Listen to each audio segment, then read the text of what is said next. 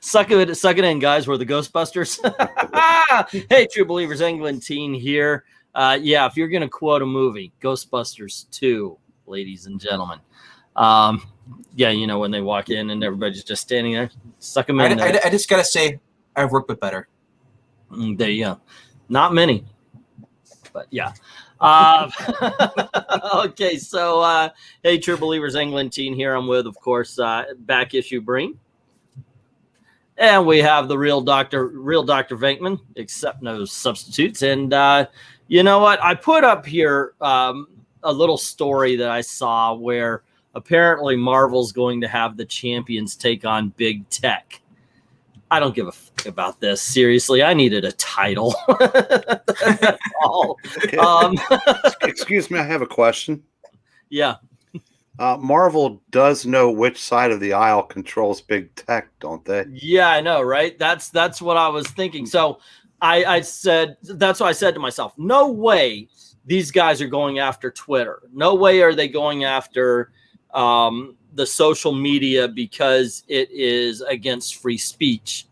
No possible way that is happening. So why, in fact, are they going after big tech? And it's kind of fun. So I found this at Screen Rants, and they have designed a software app to help to enforce the law, and it adds up to champions to fight back. It's up to the champions to fight back rather than play nicely. The champions plan to infiltrate the company and take it down from within.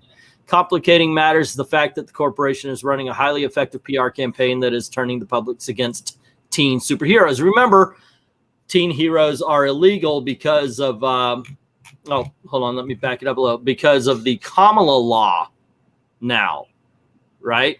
Okay, so it's called Killer App. And let's see, the government implemented a law requiring that's the Kamala. A special agency called Cradle was also established to enforce the law. A few have complied, but most have either gone underground or captured, sent to prison camps. Man, this is fantasy because no one's doing that in real life. Okay, so what they're saying is they're capturing teenage heroes, and rather than getting their parents involved. Are they in cages? I haven't seen it, but guys, if you've read this, please tell me they're putting teenagers in mask and cape into a freaking thing. Yeah, leaving the parents to go, where are my children? Oh my gosh. All I can say is Parler must be making one heck of a comeback to get the champions' attention like this. That is what I'm thinking is going on, because actually later in the article, it talks about how an app is getting is convincing teens to go to the wrong side, to go to the other side. Yeah. As far as I'm aware, Power might be back, but it's not like it was. So they must have thought this idea while it was back.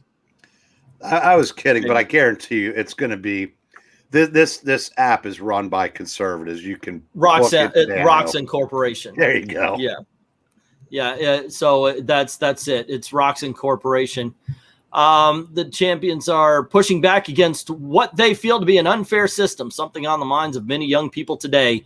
And new writer Danny Lore notes this. Lore also stressed the importance of a team like Champions, who are teens who actually have the power and can fight back, feeling that it shows teens can change the world when they work together.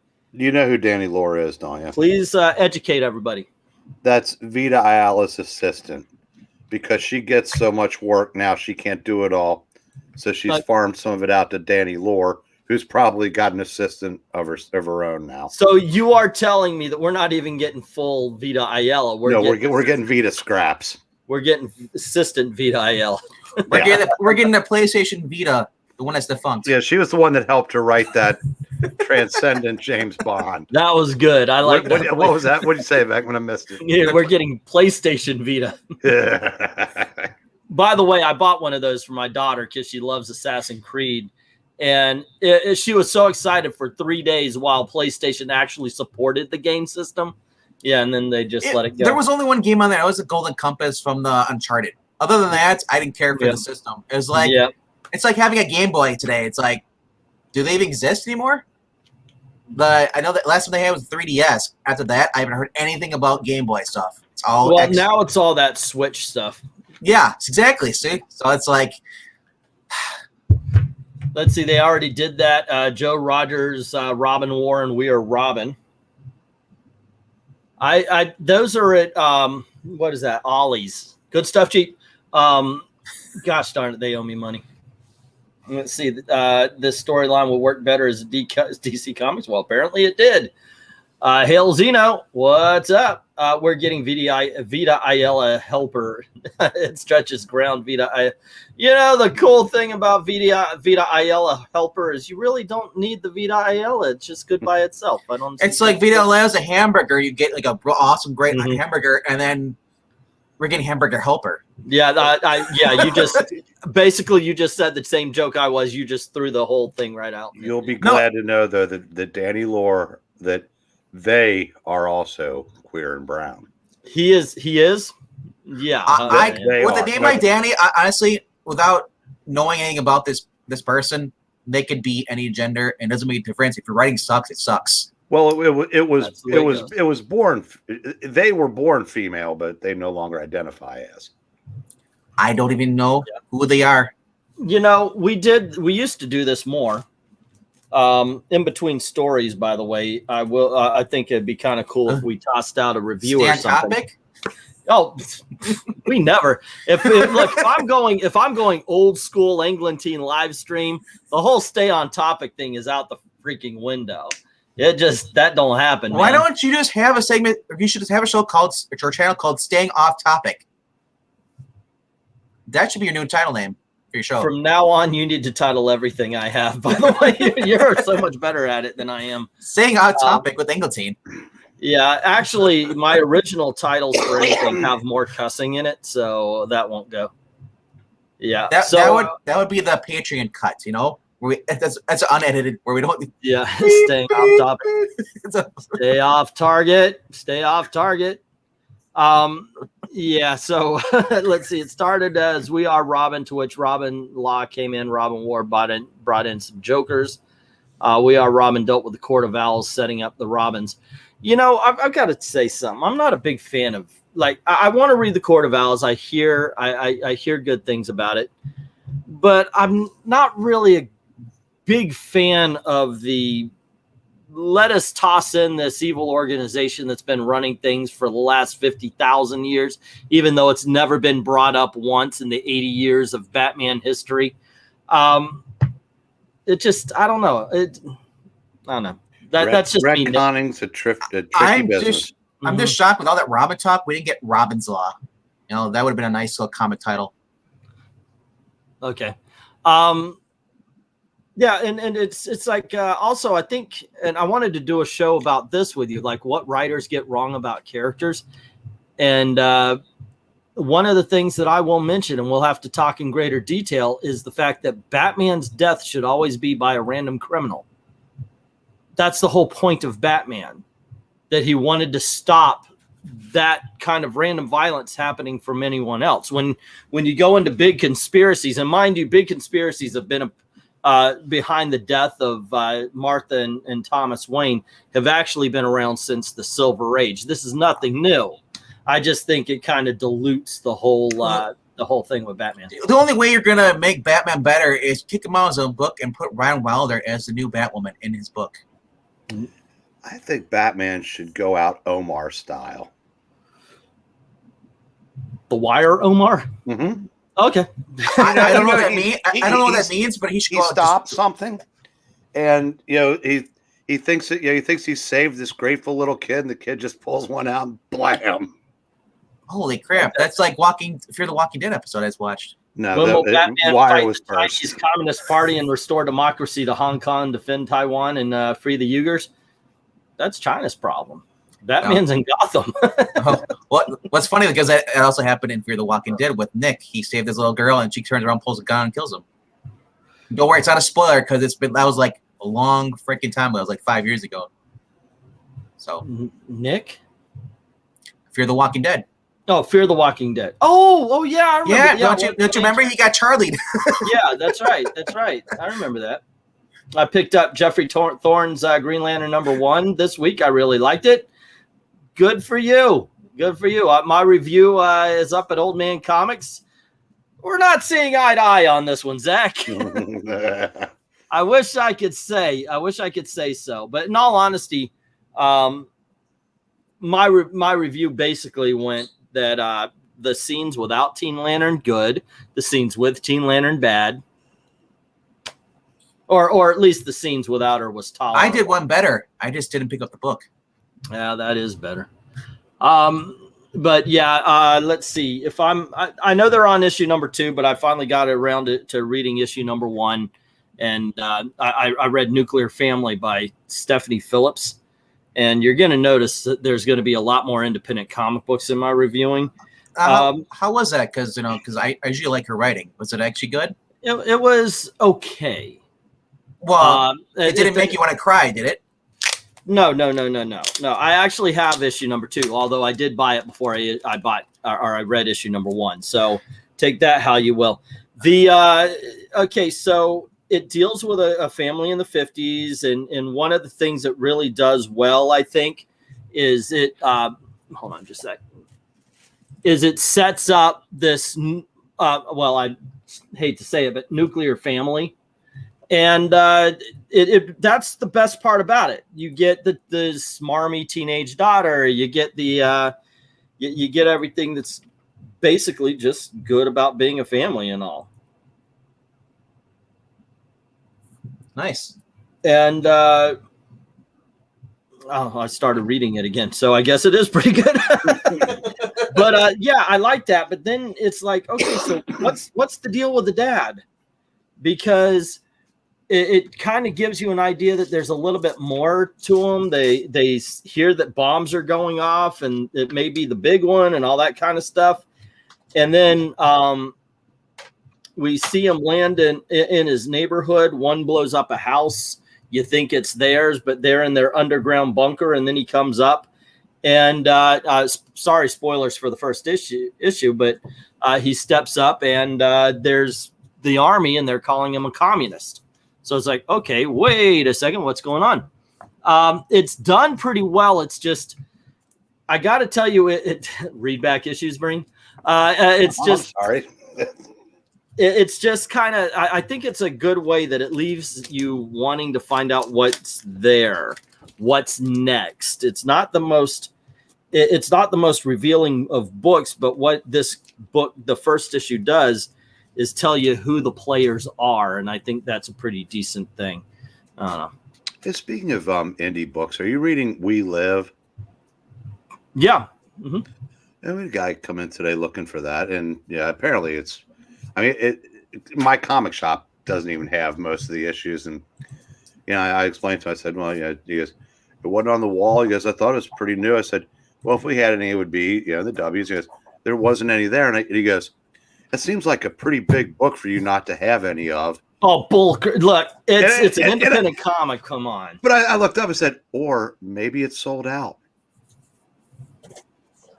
That's more likely. It's a popular independent comic book. I didn't even know. Remember, I had the first issue in the stream, and then found out all of a sudden it was like worth $25-$30. The first issue on, and just like, oh my gosh, really? That was that would explain why this Yahoo wanted it. Yeah, this is just one of those things. Sometimes that happens. I've got a comic book called Serial. It's by Terry Moore. Really good book, mind you. But every time an issue comes out, it sells out, and immediately it's like $15-$20 on eBay. Another book I'm going to talk about tonight is the same way. So go figure. That's been happening with the independent comic books, which might be part of the reason why I'm making the shift. Well, if you hear about something that you like, you better get those issues as they come out, or you may not ever get them. Yeah, something that has been happening, as a matter of fact, is we're seeing a return of, as a matter of fact, Jay did a video about the whole thing with the upcoming thing, Heroes Reborn. Yeah. Jay did a video talking about how Marvel is starting up their, if you want this variant cover, you have to order 52 copies of this book nobody wanted to freaking buy in the first place. So they're starting up those predatory practices again. What you're going to see, I think this is just from what I see from my own comic shop. I think you're going to see other comic shops follow suit where independents are going to start taking over. People are getting tired. I see it. I hear it in the comic shop all the time. People are getting tired of Marvel and DC. Not just the fact that the stories aren't wowing them anymore, but the practices. We're done. Yeah, so the one I work for, they will not order those now until they have a buyer. So they're basically just they're covering themselves. And because I've been going through all the back issues, and you wouldn't believe all the $25 variants that just you got to put them in the dollar box now, because I said 99% of them have the shelf life of produce. Yeah, that is. You want to talk about Super Sons #1? Did you pick it up at all? No, not yet. It's at my shop. It's waiting for me. I haven't read it yet, but I figured, you know what? There's so much like hype about this stuff. I'm just gonna read for myself. Yeah, I figured, might as well. And it's the first issue. I don't know if it's just gonna be a short-lived series or just a couple. I don't know if it's it doesn't say one shot on it though. So, but yeah. Oh, and Undead Quinn is saying I keep getting shorted my Terry Moore books even after I order them. I'm totally pissed off. They did that to me this week. They didn't. I didn't get my copy of Serial immediately. I came home, found the cheapest #3 I could find and ordered it. Go ahead. I'm sorry. I'm just saying. I'm just happy that it's not emo, older age John. I like the younger version. Okay, but you haven't read it yet. Never read it yet though, so I'll probably give you an update on that. And then I saw this. Chip Zdarsky put out a what if. This is basically where where Peter Parker became Venom. What is this? Thank you, Roger Roberts, saying, can we have we've got issue of Tribulation Task Force Secret Files from Starcross. We've got issues like a review of Tribulation Task Force Secret Files from Starcross Comics. I have to actually look up what that is. I mean, thank you very much for the super chat. Do you have any idea what this is? I was going to quote The Rock and say, what in the blue hell? Okay. Who in the blue hell? I can't see it right now. So what is it called? Tribulation. What is Tribulation it called? Task Force. Task Force. Files. It's by Starcross Comics. Crossed. I get the ED at the end. All right. Let's see what this is. Did you mean Task Force Secret Files by? Okay, sure. Let's go with that. Oh, is that the Christian comic that's out right now? Oh, so it's an Indiegogo book. Yeah, that's a. There's one that's it's like a religious Indiegogo book that was out. I think that's, if I'm thinking of the right one, I'm not sure. But so to get these, it would be $35 per book? Saying. No, for the 3. Oh, okay. Dude, I didn't even know what this is, man. That's the thing. There's so many books that are coming out, and I kind of just stay off Indiegogo unless it's like Tim Lim, because like I enjoy his stuff. And plus, I want to have money for other comics I'm reading because they are pricey. Yeah, and a lot of this is selling just 2 and 3, and variants are. Let's see, catch up for $70. 1, 2, 3 parables, spin-up special. Is there? Yeah, man. Are there 40? I was saying, are there $4 PDFs? Because that'd be the cheapest way to go if you want to read the book. I'm not seeing it. It just says that on the Indiegogo. Yeah. Robert said you can get them way cheaper digital from their site. Okay. Yeah, I'm on Indiegogo. Let's see. Tribulation Task Force. What do you? That's my thing. Are we getting hard? Because most people will charge a lot of money, and you're only getting a soft cover. You're not even getting like a hard cover, like you're getting with it. Because for those who don't know, Tim Lim just for his Common America, they started reprinting them now. Every time you buy a new volume, it's going to be a hardcover. He must be busy on something. He hadn't come around in a while. No, Tim Lim? Yeah. Yeah, you're right. I haven't heard from him in a little bit. I haven't even heard from him in our Disney channel. The last I heard, because I get updates from the Kickstarter, or not Kickstarter, but Indiegogo, I think it is. He said they're fulfilling books right now because I just got my book a couple days ago. Yeah. So, but hey, I'll look into it. I'm good with checking out anything, you know. But I don't think that this. I cannot support a $35 comic book right now. I got shorted my #2 cereal that says Undead Quinn. Cereal is being shorted, says Almighty Jack, and then continues in another one that says, "Oh wow, I'm the only person who is ordering cereal at my shop. I hope there's an issue at my local comic shop when I pick them up." Me too, man. Let's see. Is this? Have you read this one? No. You're just showing off what you got. Yeah, because this is from December. Is that an original? No, it's a reprint. $7 reprint from Dynamite. It's supposed to be issue 2, and has all the stories inside. You know, it's regular, black and white, newsprint. Okay, but oh, by the way, for what he was talking about, there is a preview of it that that Tribulation Task Force. So I'll download that and we can check it out and talk about it. Yeah, there's those stories in there. I love it. It's a reprint of all the old school art from Harris. Yeah, I think in the early issues there wasn't a Vampirella story. She was just kind of like the hostess. The hostess. And that's what it is. It's a reprint of issue 2. That's very cool. I didn't see that. Somebody ordered this apparently, and they never paid for it, so he had it on the shelf. I was like, dude, I get it. So it wasn't much. This was from Warren Publishing. So, did you get the 3rd issue of Vampiress Carmilla? No. I don't have access to it though. But I did manage to get him have him order the next. Well, that issue 4 is going to come out soon, but Casual Fling. So. Ask him about. Yeah, you can get that from Diamond as long as they're still around. But yeah, this is was actually a fun story. Issue 5. Yeah, her versus basically that whole entire like army. What they call it, Power Army, whatever that is, the one that Brain likes, the old Project Superpowers. Yeah.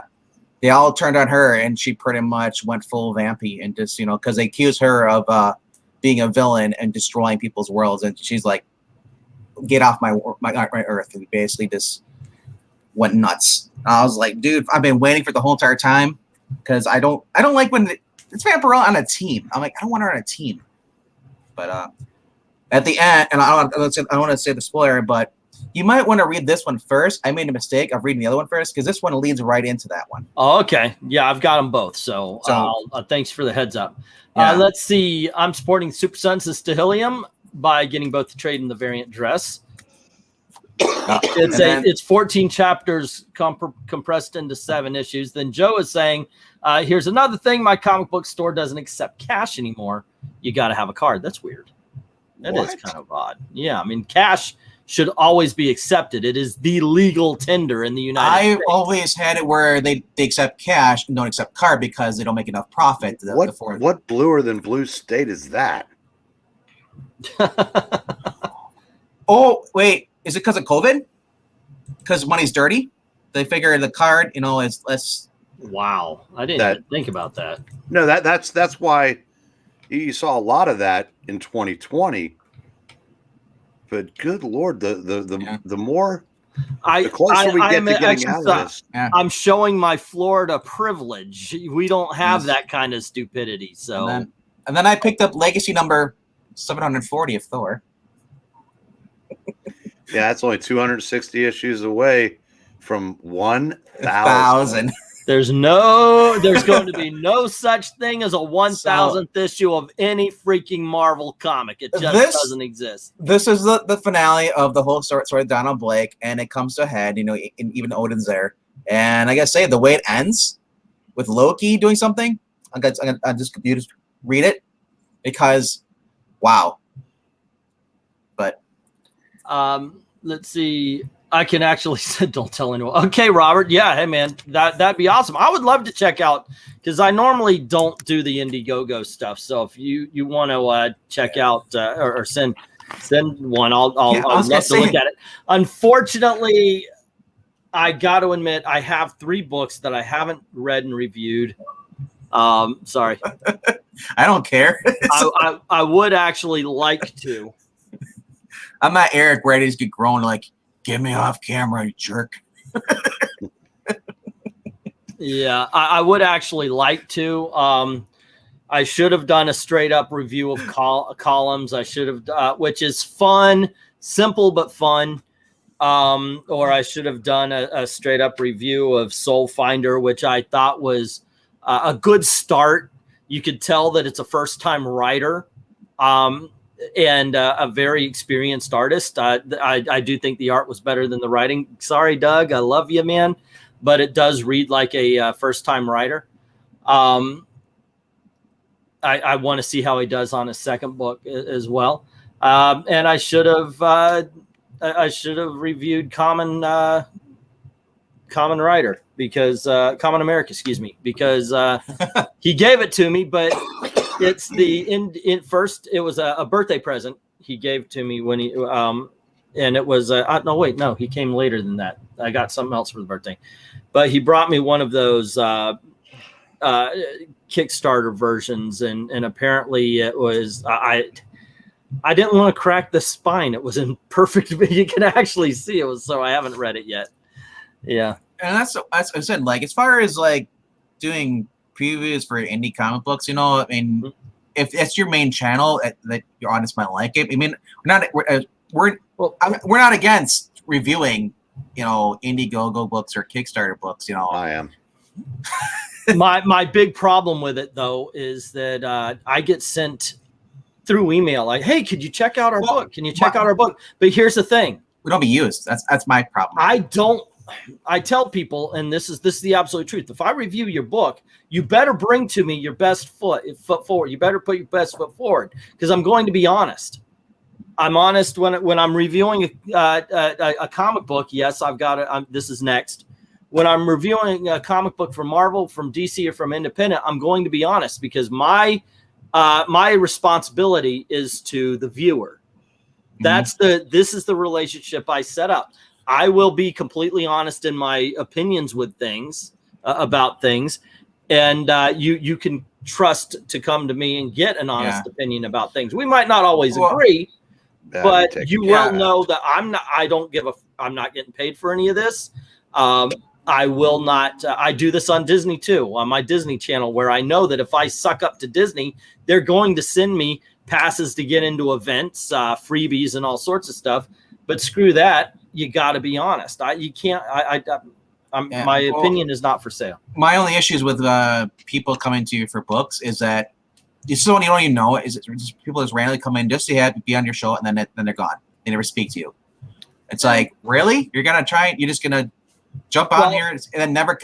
Like, a lot of times when that happens, it's understood. Look, if some guy I've never seen before comes up and says, "Hey, can I come on your show to promote the book?" If I say yes, then I understand. I've never seen them before. Maybe, but here's the thing. Maybe they're one of the people who've been watching forever and a day but never comment. Maybe. See, that's the thing. Never know.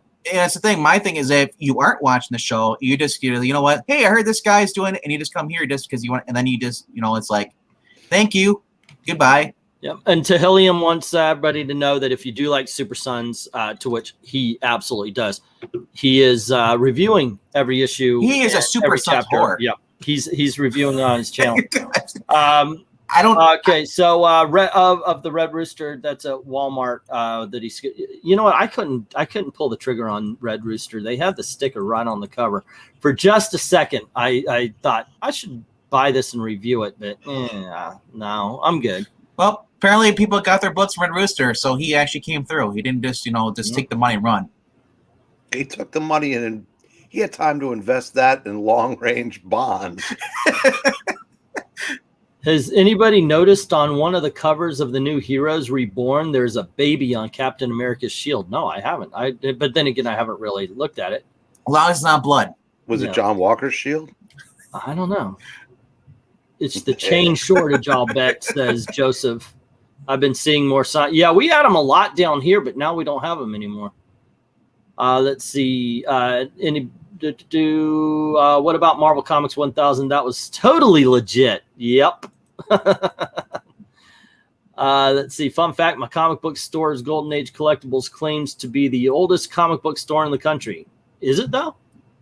That's kind of cool. Let's see. Gunship Thunder Punch is a good IGG book, says Dark Admiral. Cool. Kickbacks are the way to go. I know, right?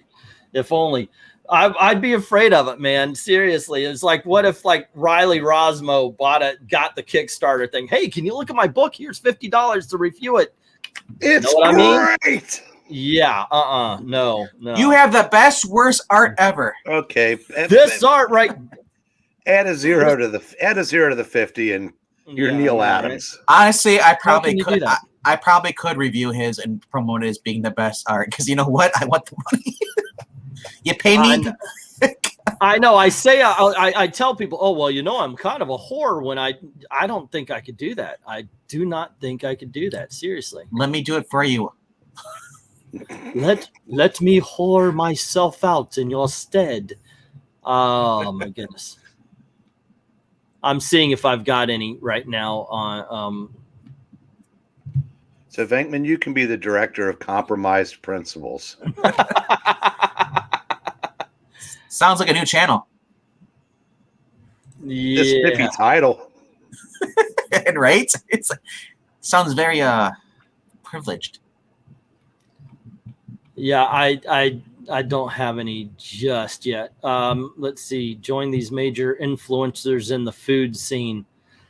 I did a couple of reviews on Disney and I'm getting that, by the way. A lot of hi, we're a conglomeration of food blogs, and we noticed that you're an up and coming YouTuber, and would you like to join us? Here's what you get for sharing your profits. I'm like, first of all, I'm not making money on the Disney Channel yet, but why do I want to give you half of it for when I do make money? I don't know what you're talking about. I thought you were reviewing a Mariko Tamaki book. That's next week. I know, right? It's since 1961. Wow, that is actually pretty old for a comic book shop. For like an individual comic book shop, or was it magazines and all sorts of stuff as well? That's too, because I know a lot of hobby stores had comic books too, but they also had slot cars, you know, just model kits. I bet they took cash in 1961. They couldn't because they had the original plague going through. Oh shit! Never mind. Oh, sorry. Wow. Well, let's just say that one auction I was telling you about, Eric, and how I said I'm okay if they blow me out of the water. Yeah.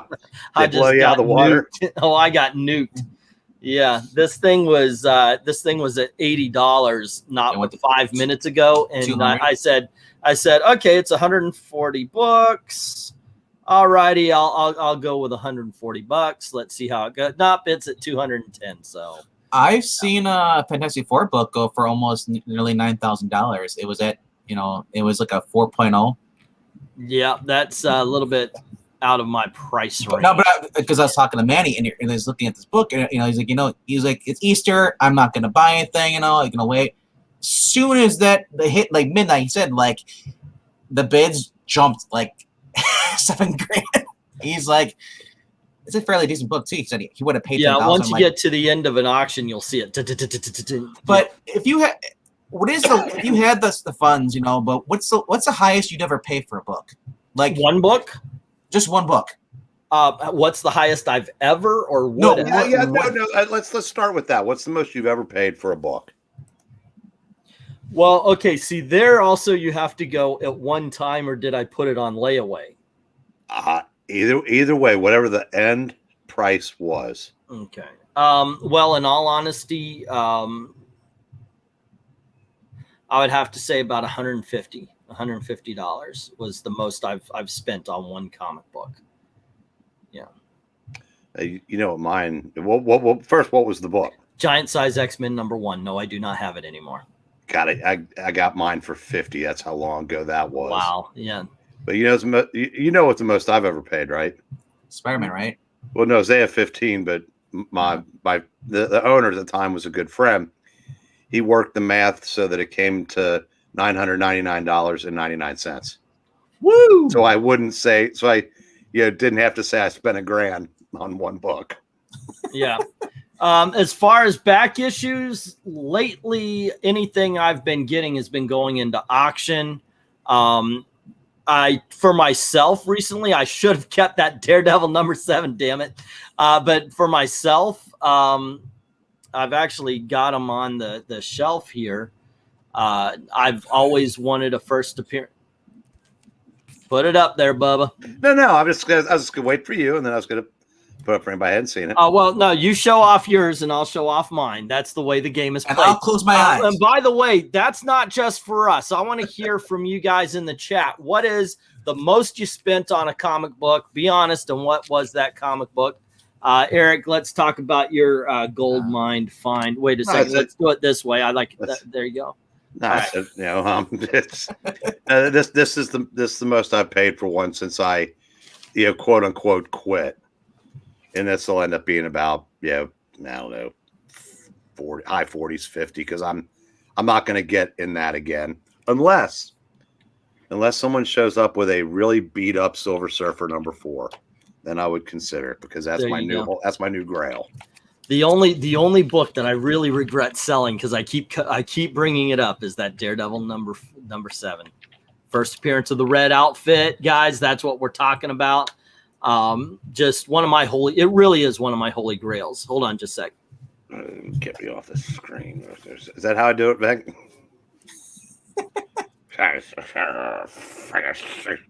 I'll show my other one then. Ooh. It beats looking at me. All right. What is that, sir? It's a comic book. Just to block the fact that you're highlight right now. All righty, Bubba, you're clear. Once again, this is the gift that Tim Lim gave me. God bless him. I certainly appreciate it. I can't bring myself to open it all the way to read it because it is pristine mint. Is it the soft cover? Pardon? Soft cover? Yeah, it's soft cover. They just did this last campaign. You could buy the first 2 volumes in hardcover along with the third one.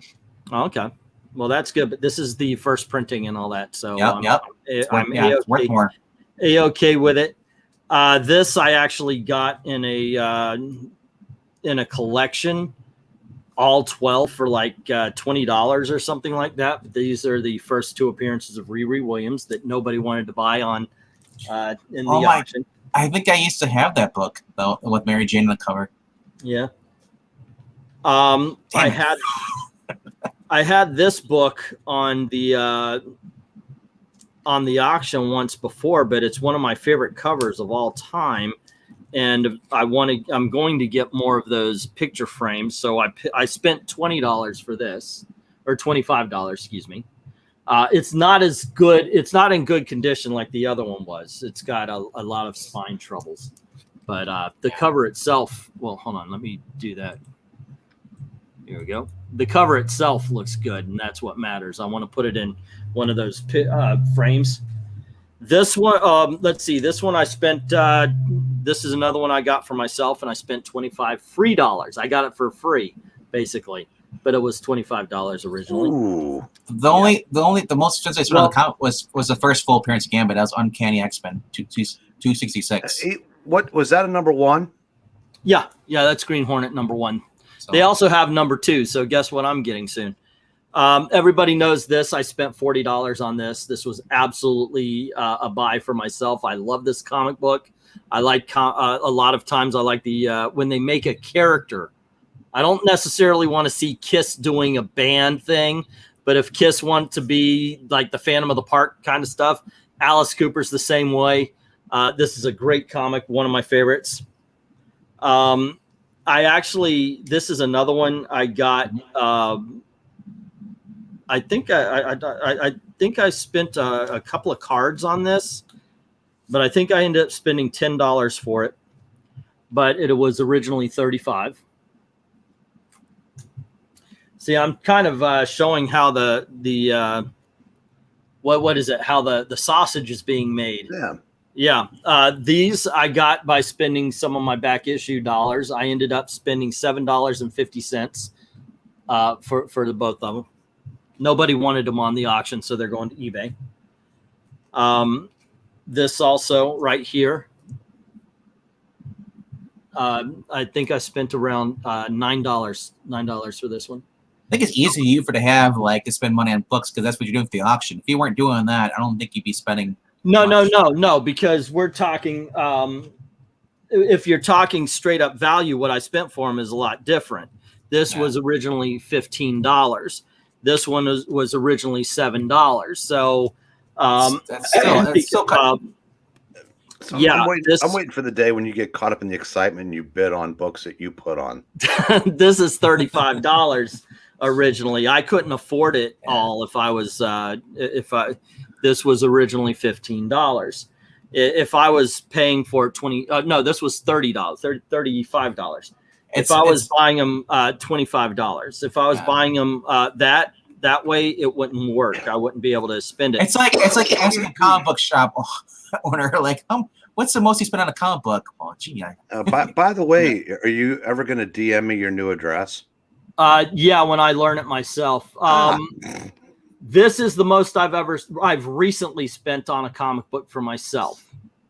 If you look, it's actually in really, really good condition. I don't know if you guys heard, but Palpatine's movie as well. There you go. This is this I spent $80 for. By the way, Pixel's not moving, but Palpatine is. Yes. In contrast, this is a $40 book. It's the very first appearance of Zatanna. Yes, it's coverless, but it still goes for $40 coverless. And this is Lois Lane, I Am Black. I Am Curious Black. And this one runs about 125, 130 in mint. And I spent about 40 cents for both of them, or each, I should say, because they were in a big collection that I bought for the auction, and I went, yeah, those are staying with me. So, yeah. All righty, let's see. Yeah, Krenez, you've got the Daredevil number 7. I so regret selling. I understand it went to a good homes, but well, you can read it because he's always on your shoulder. That's true, yeah. Flick, thanks for the book back. Yeah. Let's see. Zach is saying, I'll be right back.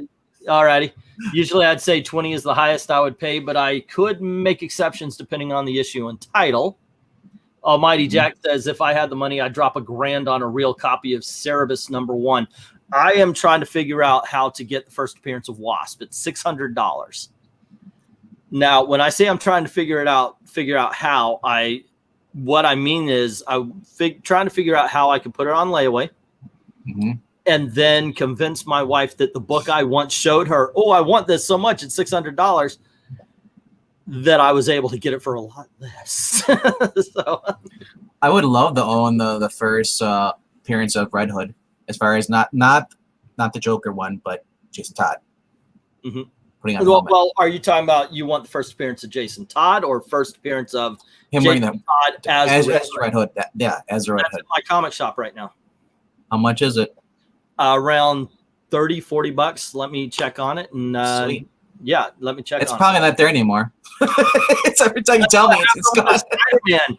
Both he and I had our favorite Spider-Man covers at my comic shop. I went, oh, dude, yeah, send me some money. I'll go put it on layaway for you, and we'll pay it off.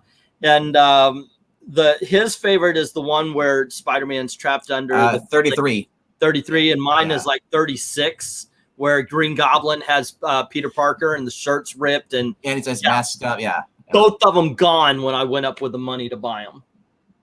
Let's see. Krenez is bragging, of course, about Daredevil 7. To be fair, they're like 30% comics and 70% nerd culture merchandise. Says that's the way it is now, though. Comics has gone on in the back. There's got to be someone in your. By the way, Dark Admiral says he spent $200 on the first appearance of Sabretooth. a very good, fine copy of Iron Fist number 14. You dropped $200 on a book. How was eating for that month? Were you able to bounce back quickly? Some people have money now. I know. I'm just curious because if I did $200 on a book, yeah, I'd have bread and water. Tim is a good dude. You know, that is actually one of the reasons why I will do nothing to this comic.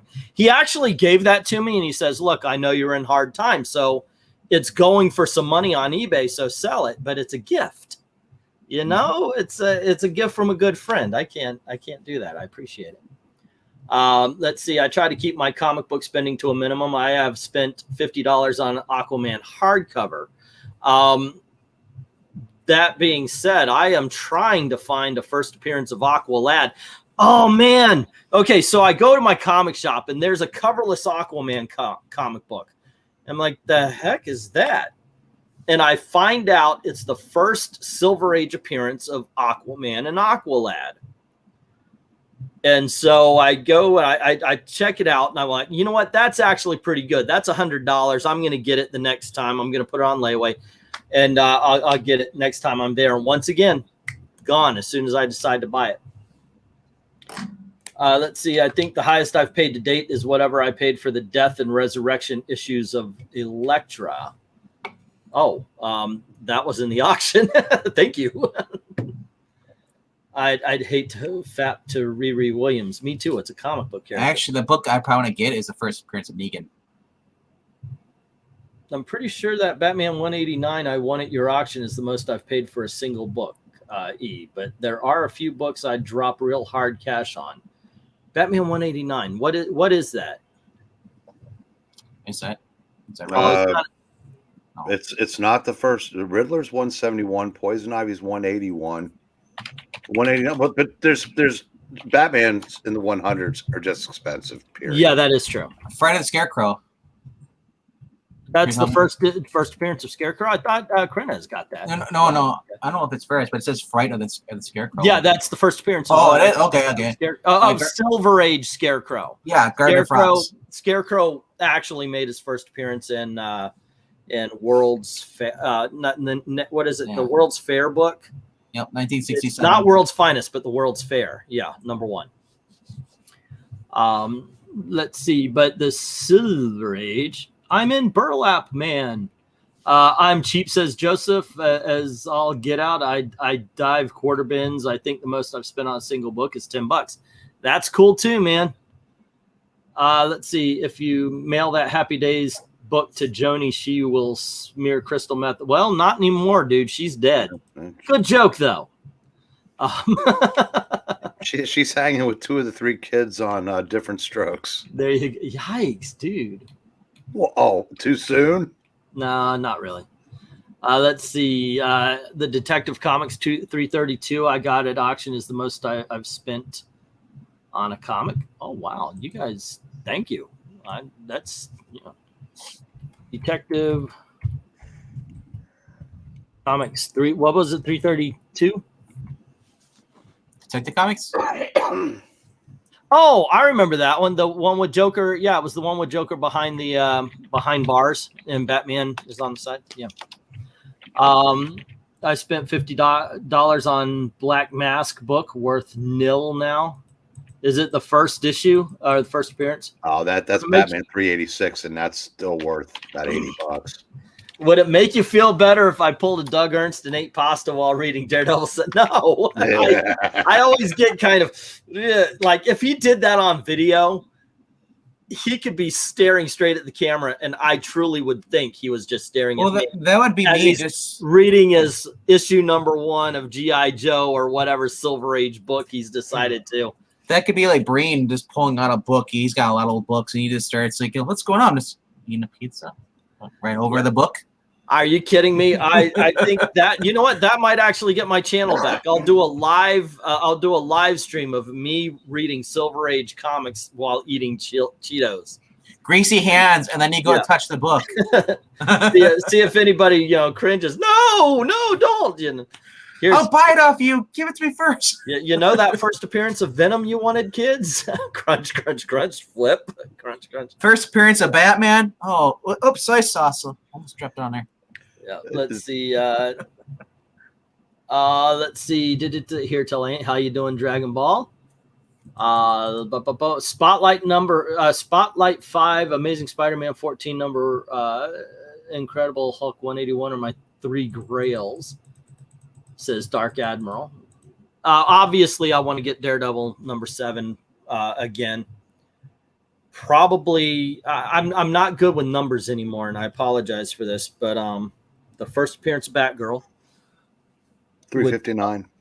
would be on my list. Yeah, I know it's in the 350s, but I always miss the number by 1. Those are probably 2 of my biggest, but I've always kind of wanted to put together a collection of Batman villains too. I mean, but let's face it, I don't want to go crazy on this. Everybody's holy grail is Action Comics number 1. We all want to go to that one garage sale with the old lady that doesn't know that her grandfather had collected that book in the barn until she brought it out, you know. How about you, Breen? What's your holy grail? What's the one you want to get back?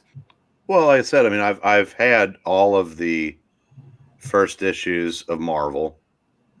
You know, I've had the only Silver Age DC key I didn't have was Showcase 4. I would like that one too. But I also know that, yeah, I said, I mean, I got my Avengers number 4 for $20. That book is worth $2,000, and that copy is. Yeah. So realistically, I'm not getting any of those back. So, and I don't know how realistic this is. Silver Surfer 4 is my new grail because it's my favorite all-time cover. And I've said this before. I have bootleg, refrigerator magnets of Thor and Silver Surfer in those poses, and they are on my refrigerator as they appear on the cover. So that's right. That might be as close as I get.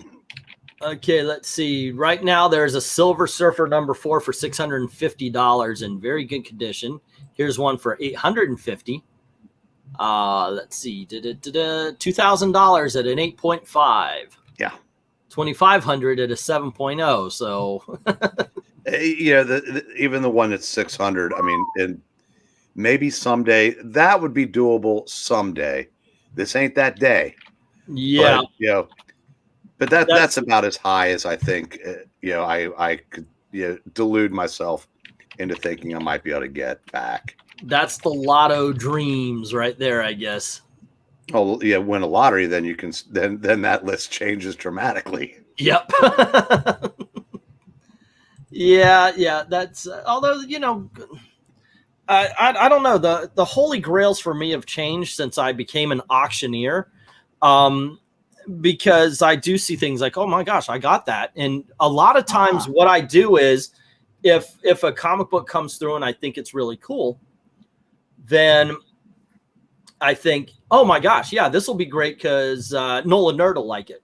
Holy crap, there's I got a really good this. I think Krenez is going to go for this. Or if Darkness Comes was there, I think, okay, yeah, he would go for the Dell or something like that, So a lot of times when I could get a hold of some books, when I go shopping, like if I've got those cards, and I go shopping, I actually think about Zach, I think about Krenez, and I think about AMJ and all everybody basically at the auction. I go, okay, so what did these guys like, or what have these guys bid on before?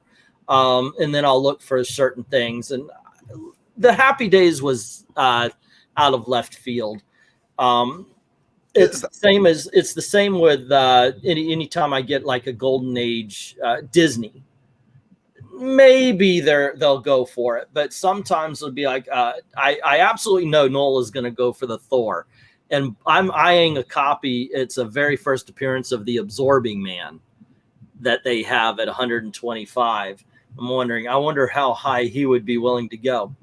But here's the thing. I have a feeling that if I did end up getting that, it would be a bidding war probably between Grenez and Nola. So can I get it for a decent price? You know, that kind of thing. Yeah, that's funny. Now that I'm, pretty much full time at the comic shop, I kind of know what you're talking about, because yesterday, this guy's been coming in and selling a long box a week. And Mark was just, okay, I'll give you this. And he pulled out a handful of books that, made him double the price from last week. But what he didn't know was in that stack was Teen Titans #1. Yep. That Teen Titans, like 1966. Yep. And we looked at it, and we could have put 100 and something on it and grown old with it. But we decided to put, significantly less. And then I said, you know what? I'm going to put price A on it. And when Jerry comes in, he's going to leave with it. And he did. And that made me happy, because he was, hell, he sent me another thank you text last night. Brave and the Bold, the first appearance of Teen Titans, and the first appearance of Donna Troy. Those are two of my holy grails right there. Let's see. Okay. Here's a question. Now you're getting this is getting more into the graded books. Now I'm looking right now. What is sold just yesterday for $3,000. Walking Dead #1 at 9.8. Don't freaking tell me that. I sold my Walking Dead collection like 3 weeks before the freaking TV show. Some guy's selling right now his whole collection for $3,000. At least you bought them. My guy couldn't even convince me to get #1. He begged me to buy it. I bought 2 copies of #1. So I sold them for $2. Let me answer the question, Jughead. We've been moving. Yesterday, as a matter of fact, we were out until about midnight. When we came back, we were so freaking tired, we crashed. That's why there hasn't been a covering comics on Wednesday. But yes, when we get settled back in, we will be doing all the old videos, as well as some of the older stuff that we used to do. I told Gail that we're going to get back to me treating this like a full-time job. If you guys remember, we live streamed about every night, and now it might not be for 2 or 3 hours at a clip, but we're definitely going to get there. And I'm trying to figure out a way to work in certain shows that we had, and how can we change them? How can we update them and such? So let's see. I looked through my list, and Daredevil #7 is the most I paid for a comic book, says Crenez, and that was $100. Yeah. Let's see. I hustle on the side, hauling scrap, side work to fund my comic addiction, says Dark Admiral. Yeah, I understand that. I'm getting pretty desperate to get issue 5 of Something is Killing the Children. The thing doesn't sell for less than $100, and it just keeps rising due to how low the print run is. I'll see if my comic shop has one. Let's see. Oh, wow, that was a dark turn. The first appearance for a Batman villain I got from you was the Killer Croc. Yeah, I got the what do they call them? Cameo first appearance, or whatever they call them, and then the regular. Yeah. Let's see. To be honest, the most I spent for tearing more Strangers in Paradise trade collection, it was $250 for $1,000 worth of pages. That is from Undead Quinn. The most I spent on a comic has been crowdfunding. Mark and Tim have gotten a decent amount of my money. Let's see. Eric Brown, legitimately bummed out thinking of people I remember as childhood friends are dead. Yikes. That did go dark. What? Let's see. I'd like Detective Comics 359 with a cover on it. Me too. Me too. The one thing I'm not against this one is that she does not appear on the cover of Hawkman #4. So that's fine. She appears on the splash page. Recent finds I got was the Mike Grell Longbow Hunters. The Longbow? Yeah, it's not a bad find. And good conditions too, it's Yeah, I have a poster of the cover of Batman 359 or Detective 359. Jughead. We're going that route, man. I think I have a post, or not a poster, but I have the little wooden frame of Spider-Man 33 I got from Hobby Lobby. That's nice. $20. Let's see. Moran says, my holy grail would be the full original run of Arion from DC Comics. Great art, great story. I used to have it at one time. And, of course, what is it? Issue number 38 of Tales of Suspense? Just close to over get to this book. 39. 39, thank you. See, I always get it off. I always get the number off by one. Now, Maranya, there is a chance the guy that's been bringing in these boxes, that was absolutely his era, early 80s. If that's in there, I will make sure you get them. Yay! Eric to the rescue. Well, maybe. Like I said, I don't know if he collected it, but he's bought a lot of First. There's a complete set of Warp from First Comics in there. So he liked his fantasy stuff, so it's very possible. That's cool. As long as he hasn't brought in the box with the A's yet, but he's got 11 to go, so it could happen. Huh. So Dark Admiral asked a question that I think Alrighty. EE answered. Kind of said, are there any books you regret selling? Well, yeah, I've made it very clear. you mean besides Marvel? Well, yeah. Are we talking on the auction or just in general in life? Because I'm very much like Eric. At one point in time, I've had some of the big key issues from Marvel Comics. Well, there's one I'm regretting selling is the first appearance of Black Winter, because that was I feel like I got robbed in that. But all kidding aside, I don't regret selling, because if I hadn't, I wouldn't be living in this house. So it's, you do what you have to do. True. You'd have a nice box. And luckily, in this period of time, the stories are available. So, I mean, I have all those old stories, just not in comic book form. They're just in trades and hardcovers. And, my eyes are pushing 60 like the rest of me. The nice remastered pages help. I was going to say, you might have to get some digital so you can zoom in. A 60s newsprint is not easy to read. I'm looking at this as the black and white. I mean, I don't know if you'd have a problem with this or not. No, because it's a stark contrast. Yeah. But and that's also been remastered. Now the original from 1969 might be a little tough in some of the story pages, inside the panels, but you want to see some outrage? OP8. Look at those pinups. We asked for pinups and we got a headshot of E. There we go. Now we get the pinups. Yeah. As far as other books, I kind of regretted because I did want to put together the villains, the Batman villains, and I did sell the Scarecrow, but mostly it's that Daredevil number 7. Look at that. He has the thing in the back. Build mockumentary. Send yourself in to get $3 off your next issue.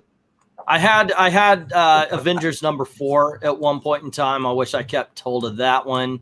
Had Captain America number 1, Iron Man number 1, Daredevil number 1 at one point, but it sold. Now, when you say you had Captain America, do you mean 100 or 100? Yeah, I'm sorry. I was if you had the Punching Hitler number 1.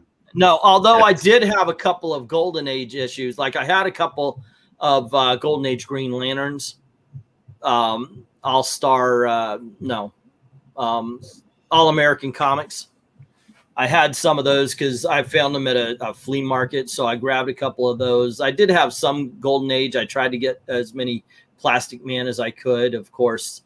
But yeah, there were some good ones. And then there were some ones that I didn't even think about that I got rid of. Like I just, when me and Gail got together, I had too many comic book boxes, so I got a whole bunch of a whole bunch of comics I knew wouldn't be worth money, or they were kind of losing their value and people were losing interest in them. Like my entire run of New Mutants from 1 to 100. Nobody was going to be interested in anything from that at all. I mean, freaking hell, it's a kid's book. Who the hell wants Batman Adventures from 1 through 24? Man.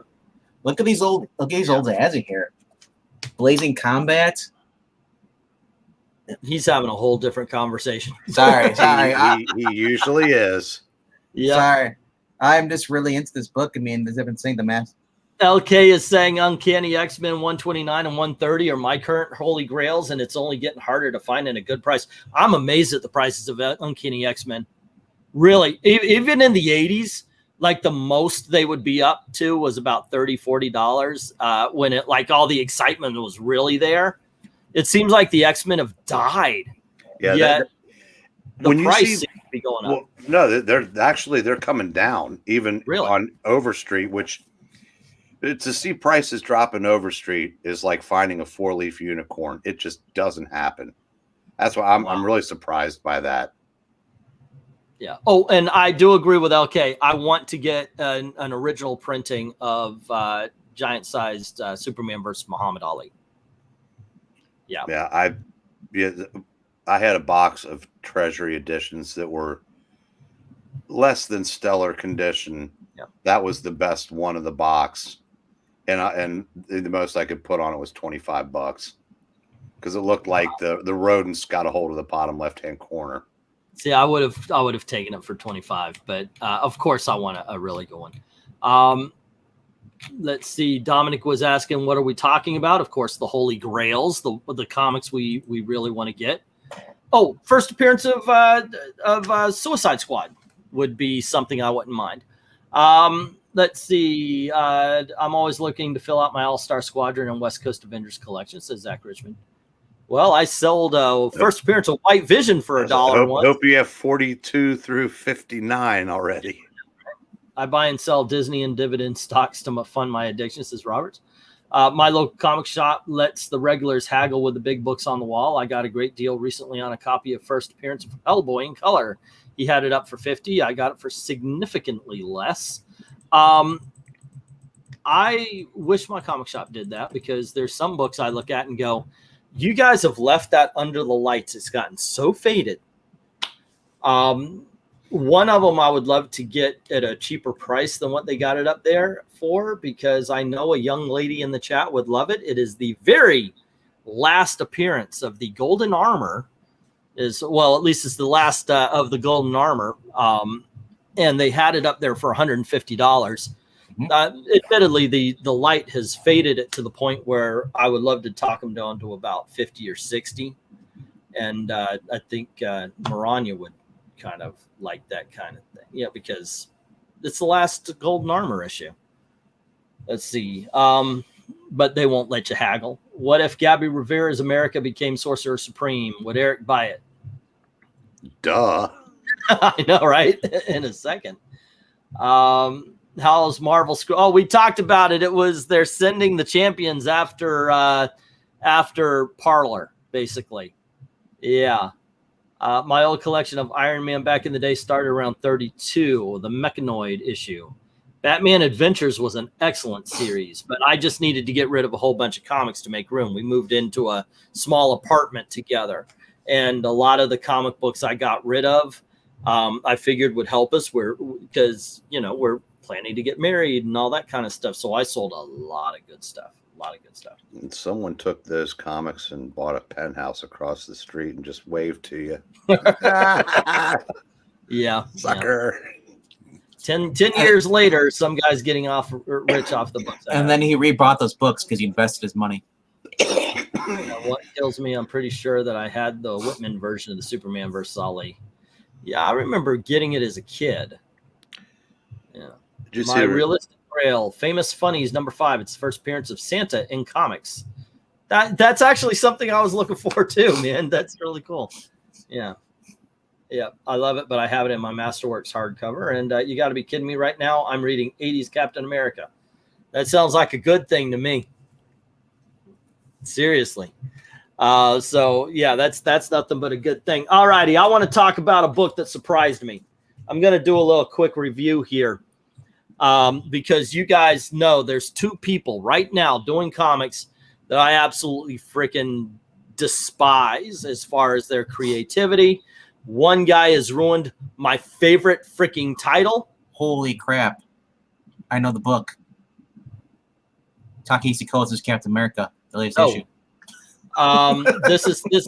This book I'm about to review is by a guy who ruined my beloved Legion of Superheroes. It's me. And it is the Justice League, issue number 59. This is the first of their, what are they calling it now? Infinite Frontier books.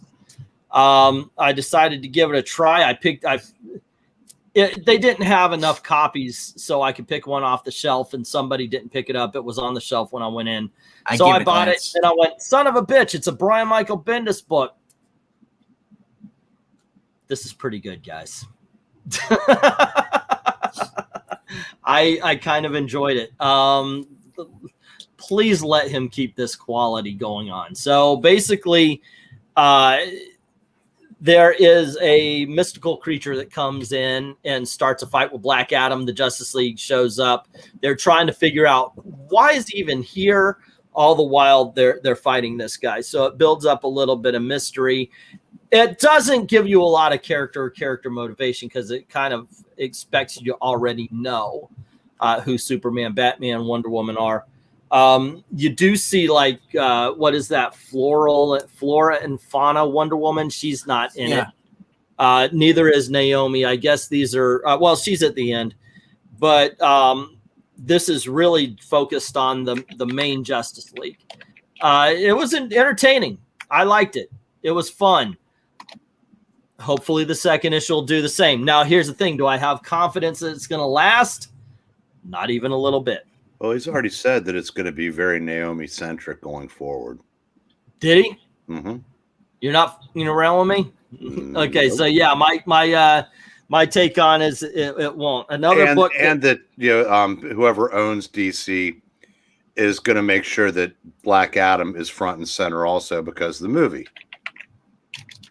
Yeah. I think they kind of told Bendis to put him on the team. That makes sense. Another book that surprised me that I've been enjoying. I've enjoyed all 4 issues. This one a little bit less though, and that is Batman Catwoman. This is out of continuity, and that's one of the reasons why I like it. It's Batman and Catwoman. They're older. They have a daughter, and that daughter is going around being the new Batwoman and such. All the while, Catwoman is kind of trying to hide the fact that she murdered the Joker. And it's all tied into something that happened to them as they're younger. Now, it reads as if it's out of continuity. So far, so good. But here's the thing. It's Tom King. Therefore, I'm always waiting for the shoe to drop. And it looks like it's beginning to fall. Because towards the end, it had the old bit that Tom King does where he writes about one thing, but the picture that you're looking at has nothing to do with what he's writing about. Yeah, I'm going to go through these pretty quick, if you don't mind. Do you mind? Did you get Rorschach too? No. It's Tom King. Take a chance on it. I did take a chance on it. It sucked. Was it Rorschach or Adam Strange where he took the cheap shots at Frank Miller in print? I don't care. I'm an Adam Strange. Yeah. Joker and Harley, another series that's been very good. I've been enjoying the hell out of this. You have Harley as a criminal profiler, and she's chasing down the Joker. Joker killed her sister, so she's got a little skin in the game. This reads like an ending to the series, but the book itself just stops. This is kind of, I don't know, it's like decent and then just weak right at the end. If it continues, this obviously if you're buying this or you're not, but up until this issue, I could recommend every one of them. But I wouldn't on this one because there's no end to it. The book just seems to be like, okay, it's over now. Bye-bye. So last page. So are you buying magazine box though? No, I have them on a shelf. Let's see. I had to for Tom Taylor's Constantine because it actually was pretty good. I'm probably going to do more like in future. I'm probably going to put these in the review videos as well. But Daredevil number 29. Haven't read it yet. But. Okay, I won't say too much about it. Just to say that it's good. I'm enjoying Daredevil again. I'll make these short here, but Stray Dogs number 2, where you have a bunch of dogs trying to find out if their owner is a serial killer. So it's really weird, really strange, and really cool. And yes, I am picking up the covers that play off of old horror films. Okay, so last week we were talking, and I said, I want a Batman comic book. I don't want a Batman family book. Detective Comics has too many characters in it other than Batman. Batman isn't even a Batman book. It's a Batman family. They've even got Batman Legends, which is Batman family. Ladies and gentlemen, I give you Batman the Detective. First of all, it's out of continuity. He's older in this issue. And just complete badass. And it is one, it's Batman as a detective. And 2, it is Batman by himself. And it is what I've always wanted. Kind of. It looks like the Snyder cut of it. It's got its flaws. It really does. This book is written as if the person, as if Tom Taylor really hasn't paid attention to Batman lore. At one point, he's like, I haven't really helped the city. I've only helped individual people. I mean, no. That's not what Batman's done so much more than that. It's good. It just, every time they brought that up twice. And both times I was like, no, you could have just edited that out, and this book would have been damn near perfect. I enjoyed it, and I will be picking up Batman the Detective. Do you think if DC's editors were of legal drinking age, one of them would have caught that? Maybe. No, not killed the Joker, murdered the Joker. That's what I said. If it has Bendis' name on it, it goes on fool's gold until he earns his trust from the reader base. I understand that. Like I said, I liked it. I don't know if I'll pick up the next issue because it's got Bendis' name on it. Let's see. Yeah, Joe Rogers saying you can't go wrong with Peter David. That's something Breen and I have been saying. That's true. Catwoman killed the Joker. Wait, didn't they already do that storyline? Well, it's in this one as well. Let's see. Bendis JLA wasn't as bad as I thought it was going to be, and that's a bar low, so low. Wolverine would have walked into it, says Evil Black Cat. And yeah, you're right. Look, take that as you will. I enjoyed a Brian Michael Bendis book. I thought it was better than the rest of his stuff, but he flat out ruined the Legion of Superheroes. He did a pretty good job on Superman too. Yeah, he did. Rorschach was one where Tom King took a bowel movement on Frank Miller in the book, not literally, but close enough. Yeah. Yeah, apparently that was his revenge from that panel they were on 4 years ago, when Tom King was trying to explain Batman and Frank Miller just kept telling him he was wrong in front of the whole crowd. Oh yeah, it does have Kubert on art. But Tom Taylor, we were talking about that. Tom Taylor is hit and miss. We love Deceased. Unkillables was not as good as Deceased, but I still enjoyed it though. Yeah. Which one? Unkillables. Unkillables. Yeah. Team Lobster. Yeah. I liked all the Deceased. The Creeper was hilarious. He's like, we're now called the Lobster Team. So Suicide Squad. The theater shirt and everything painted. Yep. Okay, so there's one more thing I wanted to do just for fun here. Is it the what do we have? What's the acronym called again? The what? For it, we have an acronym for that segment. We do? No, that's not what he's talking about. Oh, you're not talking about that one. No. We're not doing that on this channel. That's on the other channel. Okay, I just want to make sure. No more politics on this channel. We'll do SNAS is what you're talking about. Yeah, we'll do that on Old Man Comics. Yeah, this is a pretzel channel where we just eat pretzels and review comics. Right, exactly. Yes, there you go. We're all out of pretzels. Yeah, we'll do comic book politics for sure. So if Bemis steps up and invites readers to bite him in the ass again, then of course we'll talk about that kind of stuff. But yeah, actual politics, that's over at the other channel. Nobody ever told me about Nightshade and Cap and Falcon, man. People were, whoa, hold on just a second. Did I miss something? I haven't watched that episode yet. Chill the roll, gang. Chill the roll. She hasn't been on. Okay. What? Yeah. No spoilers if y'all watch the episode tonight.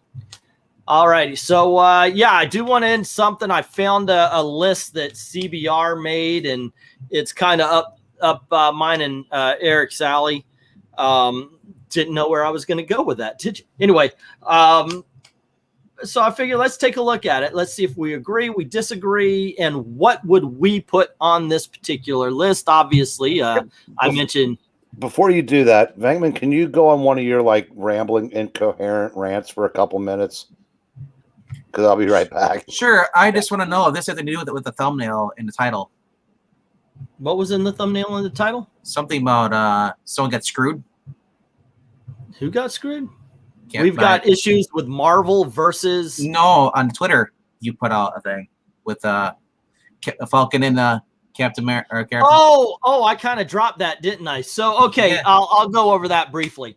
I read an article where Ed Brubaker is getting screwed out of his money for Falcon and the Winter Soldier. Not surprising. And what I wanted to talk about through that, we'll have to make it another show. I forgot. I'll change the title to this. I forgot about that one. So I wanted to talk about creator rights. Mm-hmm. And look, no company's going to do stuff out of moral reasons. No. Look at Bill Finger. Yeah, I know, right? They let him die poor and alone. Bill Finger created everything you love about Batman, and they let him die.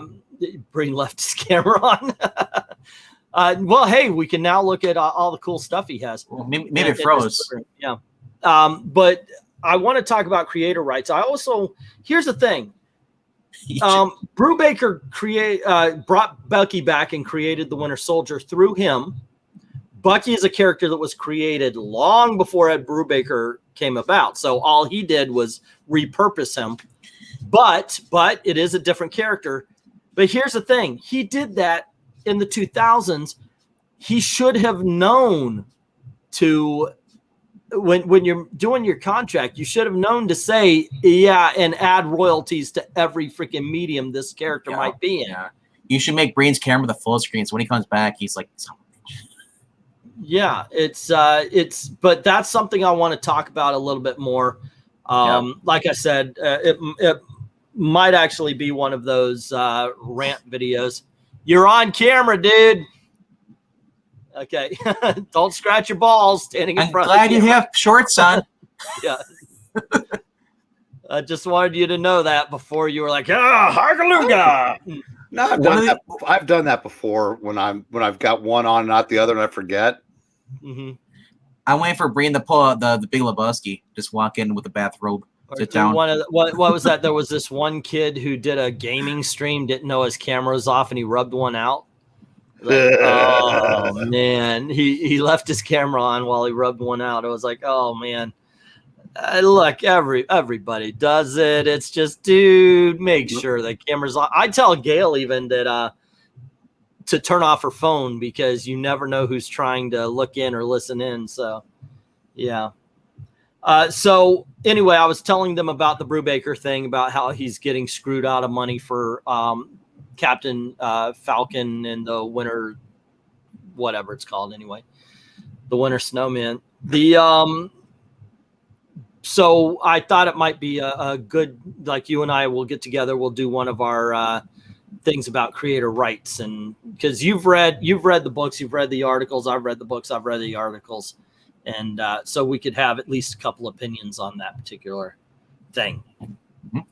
Or will this be something where I spout off and you just comment? Let's see what happens.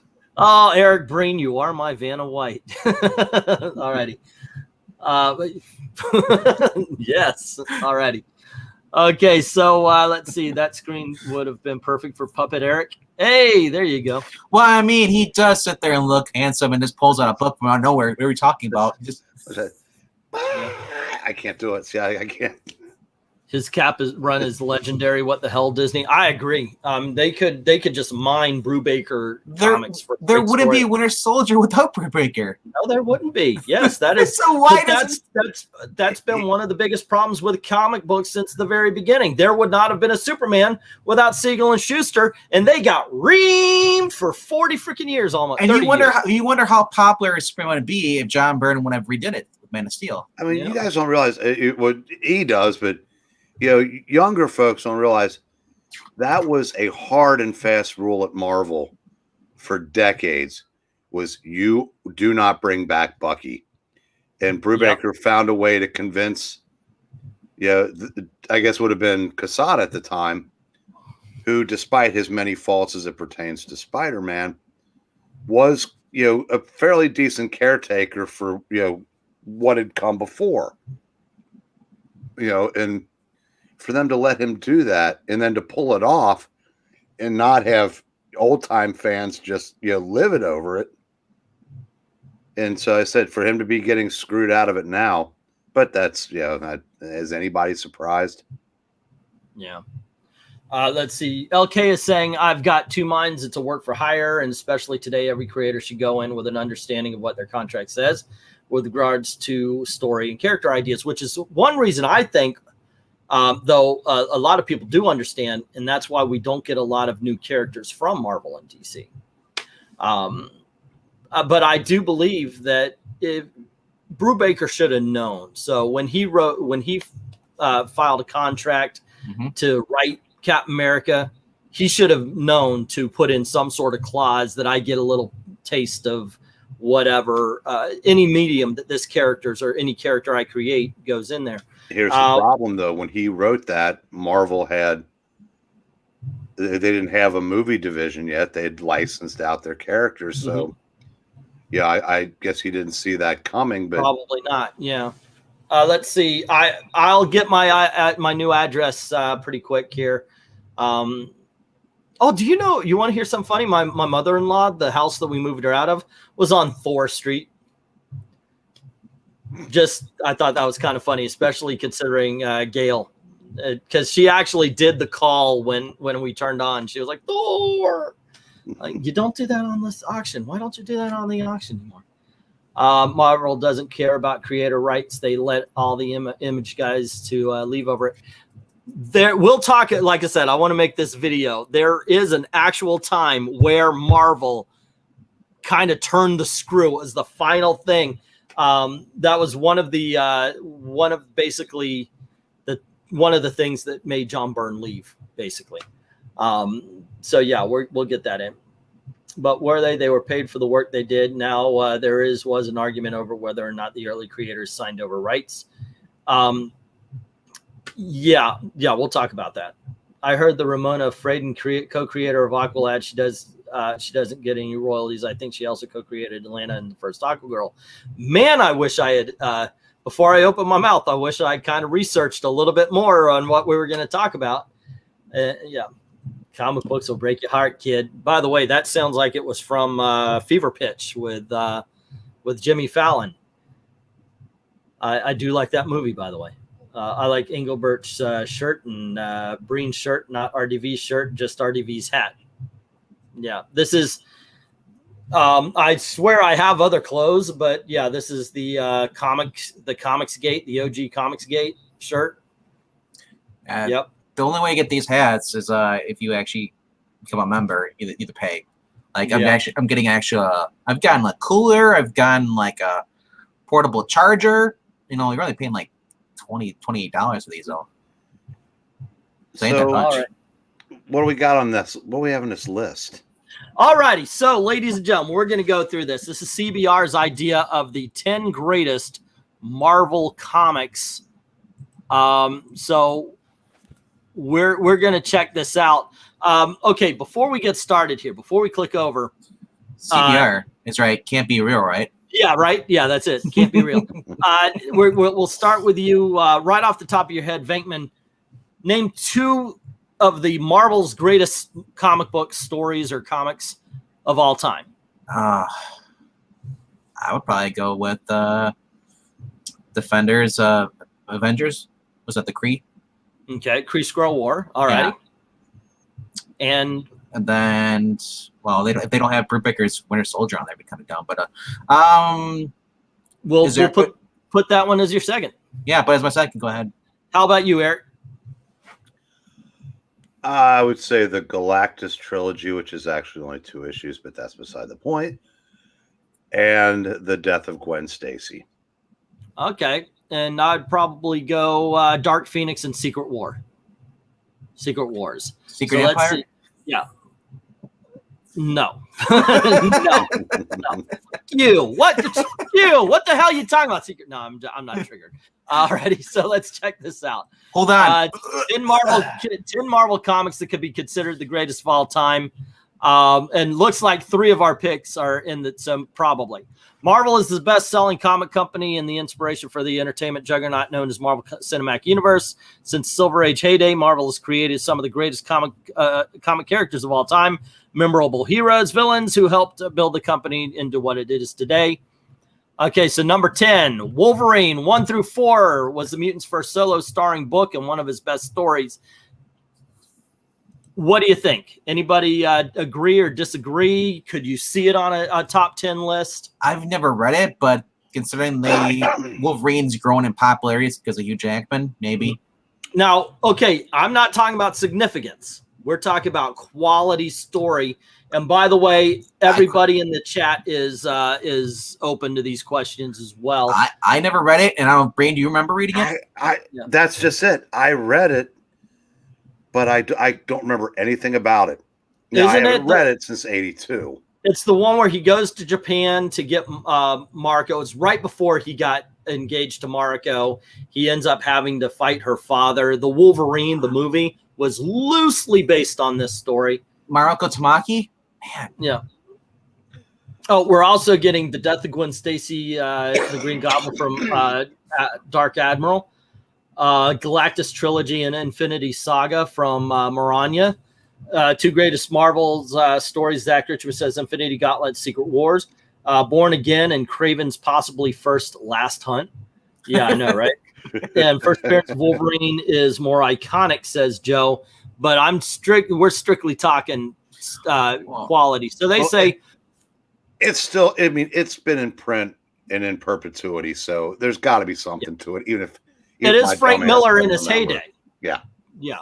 Wolverine was the breakout star of Uncanny X-Men, and the character would go on to become one of the most popular heroes of all time. Eventually, he was given a chance to star in his own titular comic miniseries by writer Chris Claremont and artist Frank Miller. Taking Wolverine to Japan, it featured him battling Yakuza for the hand of his beloved Mariko Yashida. And this issue cemented Wolverine's place in the Marvel Universe as a solo star, showing him battling against all odds to get the win. It would be a herald of great things to come. Alrighty. Number 9, Secret Wars was Marvel's second event book and where they perfected the formula.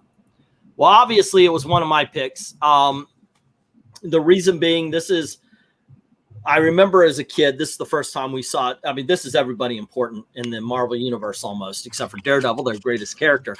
It was huge. It was massive. It was just a really fun story as a teenager. I read it now, and it's a little kind of, it's not bad.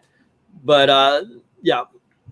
Do you think Frank Miller wouldn't let them use Daredevil?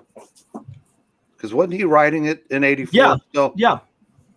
I wonder if he said it would, even though the way they did it, they didn't miss any significant time in their own books because they were back the next month, but the series went for the next year. So, well, and one thing that I would like to talk about in a history video with you is how Daredevil stopped a cartoon, how Frank Miller stopped a cartoon of Daredevil being made. So what do you think? Secret War deserves to be there, doesn't deserve? I would put it up there. I'm amazed at how many people just dismiss that as it was a toy, you know. Yeah, it was a toy commercial. I have the trade. I never felt that about that. I have the trade, but I haven't read it. So if you guys ever want to review it, let me know. I'll read it. All right. Okay, we'll do. Let's see. Almost got all 4 of those Wolverine slab. Love that series, says Almighty Jack. And hello to MKF. Hey guys, what you doing? Have you heard about that Future State Gotham book coming with Josh Williamson? I'm looking forward to it. It's a Red Hood book. Yes. Secret War is a comic book inspired by an action figure line. No joke. That is no joke at all. Both Marvel and DC had that. If you ever hear of a miniseries called Secret Powers from DC Comics, that's their version. Superpowers. Thank you. Marvel was the first of the big 2 to publish an event book, the 3 issues Contest of Champions. Their next foray into the event arena would be Secret Wars by writer Jim Shooter and artist Mike Zeck, a groundbreaking 12-issue miniseries that would be a harbinger of things to come. The heroes and villains of Marvel Universe were pitted against each other by the Beyonder and, of course, Doctor Doom. All right, number 8, Civil War, subverted expectations expertly.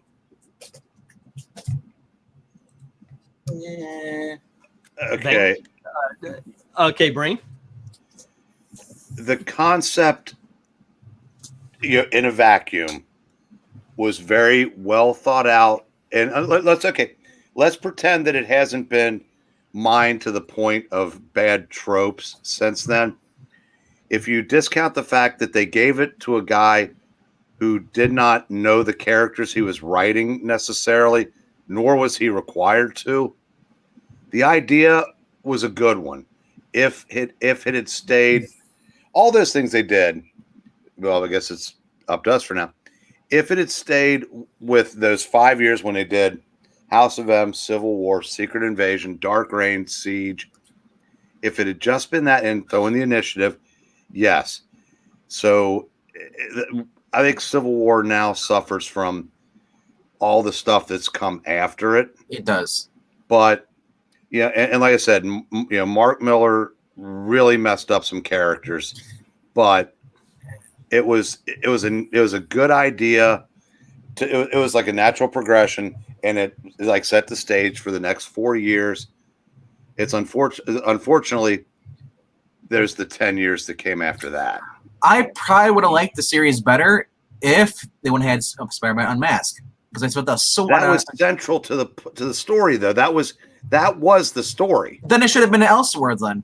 No, because it screwed up his character. He had to make a deal with the devil to reset it. Venkman, that's neither here nor there. That's not part of it. But and they put the genie back in the bottle, and now by that time, half the superheroes knew who he was anyway. Fantastic Four knew who he was. Daredevil knew who he was. Doctor Strange knew who he was. Thank you, Black. And I don't mind that, but as long as the main public enemies I think you're nitpicking on that one, Venkman, at that point in time. Anyway, the thing is it wasn't very good. In all honesty, in my opinion, I would say no to this one, mainly because it started off okay. Because the book was really trying to show how you can have. They were both right. They both had their they both had their points of view, and it was up to the reader to decide which side was right. And I thought that was done very well for about 2 issues. And then it was very much Captain America was the good guy and Iron Man was the bad guy. And Iron Man, for about 15 years after, has been the bad guy hero. And you even see that somewhat in the movies, where he, I need to protect people, therefore I create Ultron, that kind of stuff. And that, I think it kind of messed it up. Also, I'm sorry, but I respect Cap way too much to believe that he would go, oh, they made this law in Congress, I'm going to change it by punching Iron Man. It was ridiculous. We could have gotten to see, and I understand this wouldn't have been as visually stimulating. Captain America shouldn't have been on the battlefield. Captain America, much like the Thing, who went away, he was like, nope, my friends are fighting. I'm not taking sides. Captain America, instead of being on the ground fighting, maybe is doing stuff in the background while he's taking off his mask and being Steve Rogers, talking to Congress, talking to lawmakers, trying to change things that way, where you actually see all of this at work while the heroes that followed him were doing the fighting on the ground. That it was just a poorly told story that started out in the middle and definitely veered over to Captain Americaville. I mean, he could have just went in the costume too, because everybody knew who he was. He didn't have a secret identity. Yeah, I just well, no, Captain America, yeah, he didn't really have a secret identity. No, so yeah, you're right. In for visuals, to go to Congress in Captain America outfit probably would have helped better. It was, is Joe Rogers saying, good idea done terribly. I would not, and for that reason, I would not put it on a top 10. Plus, Cap doing the underground movement, like doing the social media stuff, you know. Now, as far as the events of those 5 years, yeah, I think they closed with the strongest one. Personally, I think Siege was the best of the bunch. Yes. Because I said everybody paid finally. Yeah, Dark Admiral saying World War Hulk, and is it bad? Black Lotus, hey, how you doing? Can you come into the United States yet? Is it bad for my favorite comic book is the JLA Avengers crossover? I don't think so. It's a good book. Black Ghost coming to the United States, just can't go back. Okay. Oh, yeah. No, that's right. I heard about that. No, we're not talking about it here. We'll talk about it on the other channel. I thought Civil War was good. There were consequences that carried on for a while after the event instead of things going instantly back to normal. Now, like Breen said, it's mined to death. Yeah. Let's see. What about Planet World War Hulk? I mean, they use we'll see how that goes. Let's see. Hill screwed that up and forced Cap's hand. The seeds of Civil War happened in the first Armor Wars. Tony was against the government trying to get his armor. Steve was a company government man. Civil War flipped that completely. Yeah. It wasn't good. It wasn't good. All righty. I think we talked it about enough. We don't need to read that. Infinity. Oh, you know what? I don't think anybody's going to argue this one. Infinity Gauntlet. Might as well. Yeah, that's a good one. I would agree with that one. Definitely. How about you, Breen? It's not the best Thanos story in my opinion, but the one that I think is the best has been largely forgotten by people that make lists like this, and that was Avengers Annual 7 and Marvel 2-in-1 Annual 2. I think that was the perfect Thanos story because it showcased just how evil he could be and what it took to stop him. And the fact that they found a way to bring Spider-Man and the Thing into the story and make it believable, made that story work. But as far as the Infinity Gauntlet, I haven't read that since it first came out, so I'm not really, all that qualified to speak on it. All I know is I saw a scan, and it's where Spider-Man saves the day by getting hold of the gauntlet, and then no one remembers. I'm not sure if that's part of the Infinity Gauntlet or is it a separate story arc. This will be another book that we have to check out. You made if you guys have time, you made an idea about Throwback Thursdays and as it being kind of an educated Venkman, or I think it would work for all of us. There are even some good stories I haven't read yet, so or Breen, I'm sure. Let's see. Most fans know of Infinity Gauntlet because of the inspiration for the MCU. However, it's the best book, event book Marvel ever put out, pitting heroes and villains of the Marvel Universe against Thanos, armed with godlike powers. Thanks to the Infinity Gauntlet, it has just about everything: great action, wonderful characterization, and one of Marvel's universe's greatest all-time villains. Actually, Thanos wasn't a great villain until this book. So Marnie brings up a point. Are you going to go back to sharing your screen? See, now I disagree. I think Thanos became a great villain in that two-parter I was talking about. Yeah. Okay. Thank you, Maranya. I noticed, but I was like, I wonder how long before someone in the chat complains. Okay, there you go. Or mentions it.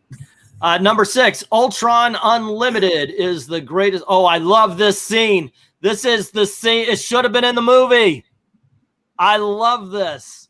Ultron, we would have words with thee. Are you kidding me? Gracious. All the women with shirtless Hemsworth. What issues were those in? Was that story? That's the whole thing. I don't think this belongs here because I don't think a lot of people remember it. The Avengers is Marvel's biggest team, and one of their greatest villains is Ultron. Let's see. The genocidal android has clashed with the team many times, and the best story starring the villain is writer Kurt Busiek and artist George Perez's Ultron Unlimited, featuring Ultron committing his most heinous act, destroying the country of Slorenia in minutes. It was one of the Avengers' most desperate hours and was full of amazing art and characterization. While it's unfortunately out of print, it's great enough to hunt down and is one of the quintessential Avengers story. And I think this is that would have made for a better movie. Now, again, was that contained in the Avengers that Busiek and Perez did after Heroes Return? That I do believe so, but I'm not really clear on Heroes Return. So they put that Thor scene into one of the Avengers cartoons. I love that line. I've always loved that line. Ultron, we would have words with thee. That is so cool. I'll say Death of Captain Marvel doesn't make the list, but Life of Captain Marvel will be. Yeah, I think that was Avengers Assemble. It was Zach's thinking of. I was telling Elizabeth, of course, because we have started a T-shirt shop and everything like that, it should be below the video. There is, I actually asked her, please, to draw Thor's hammer, and we would put those words on it. If she wants, she can put her own art on shirts. Oh, most definitely. That's something I'm aiming towards, except for she's very nervous, so I may have to do a couple of them behind her back. So if you have her deviant art, because I want to show her how good it would look. She's so nervous to get her art out. Question: right now. Anybody in the chat would want to see some of her art on the shirt? That's another question. Yeah, I know, right? If you would, please let us know. And if you have, I forgot what it was, so I typed it in and was like, "Gosh darn it!" Oh, it was a guy from is the bad guy from Hero Academia, the one who has a hand in his face, crawling out of the grave. Yes. I would love that on a shirt. I know, right? So would I. Also, I do believe Dominic got this piece of art, but it's what is the name? Royko from Death Note, Ryuku. But if you have that and you could send me an image of it, or because she's so nervous. She brought in a picture once for the auction. Nobody wanted it, and she is so scared now. It's I'm like, oh, that's gonna happen, honey. Don't worry. But so I told her, I showed her this right here and how the colors are popping, everything's looking good, but she got nervous. So yeah, if you're part of her DeviantArt, please let me know the link, because I lost it and she won't tell it to me. Okay. Yeah. But I have it. I just gotta look. Cool. It should be the same as your Instagram page. Yeah. Alrighty. So let's get back to this number 5. Oh, by the way, I definitely wouldn't put this above Infinity Gauntlet. So number 5 is the new X-Men. E is for Extinction. Brought the X-Men into a new millennium. Let's see. The X-Men had been Marvel's biggest sellers for years, but the 21st century was a different time and called for a different approach. Marvel brought in superstar writer Grant Morrison and their frequent collaborator Frank Quitely and rechristened X-Men and New X-Men. Their first story arc, E is for Extinction, was a revolution and changed things for the team, pitting the mutants against the new villain Cassandra Nova. It changed status quo of the team. It was revolution. The team needed a shot in the arm, and E is for Extinction gave it one. Even 20 years later, it still stands up as one of the best X-Men stories in modern time. So anybody agree with this being on the list? Pick me. All righty. Let's hear it. Done. Okay. You disagree. I thought you were going to say. Oh, God, yeah, I disagree. I can't stand that run. Yeah, I read it and I'm like, really? That's where I lost interest in the X-Men in the 2000s. The Grant Morrison run actually drove me. Well, I actually lost interest a little bit before, but I did check out the Grant Morrison and I was like, nah, I'm good. I'm good. Black Lotus saying number 5 is like the worst story X-Men storyline ever. Evil Black Cat saying not top 10. Don't hex the poor man Black Cat. He's already bald. Wait, what? It's pronounced Ryuk. Oh, okay. I got it. Other better runs of the X-Men. Yes, abso-freaking-lutely. Yes. Okay, let's move on. Number 4, Squadron Supreme is an unsung masterpiece. Pick me. Pick me. Yes, a young man on the top. Absolutely. Absolutely this one. Squadron Supreme. Now, I got the omnibus. I'm a big Squadron Supreme fan. But this is, okay, everybody always says, hey, why doesn't the Justice League take care of hunger? Why don't they heal people? Why don't they do everything social, basically? That's what Squadron Supreme does in this miniseries. It is amazing from start to finish. Great story, great art, just a good times, written and drawn in the 80s. So it was done for entertainment, not for preaching, although there is a little bit of it, let's face it. But it's just amazing. Absolutely amazing. Venkman, agree or disagree? Never read it.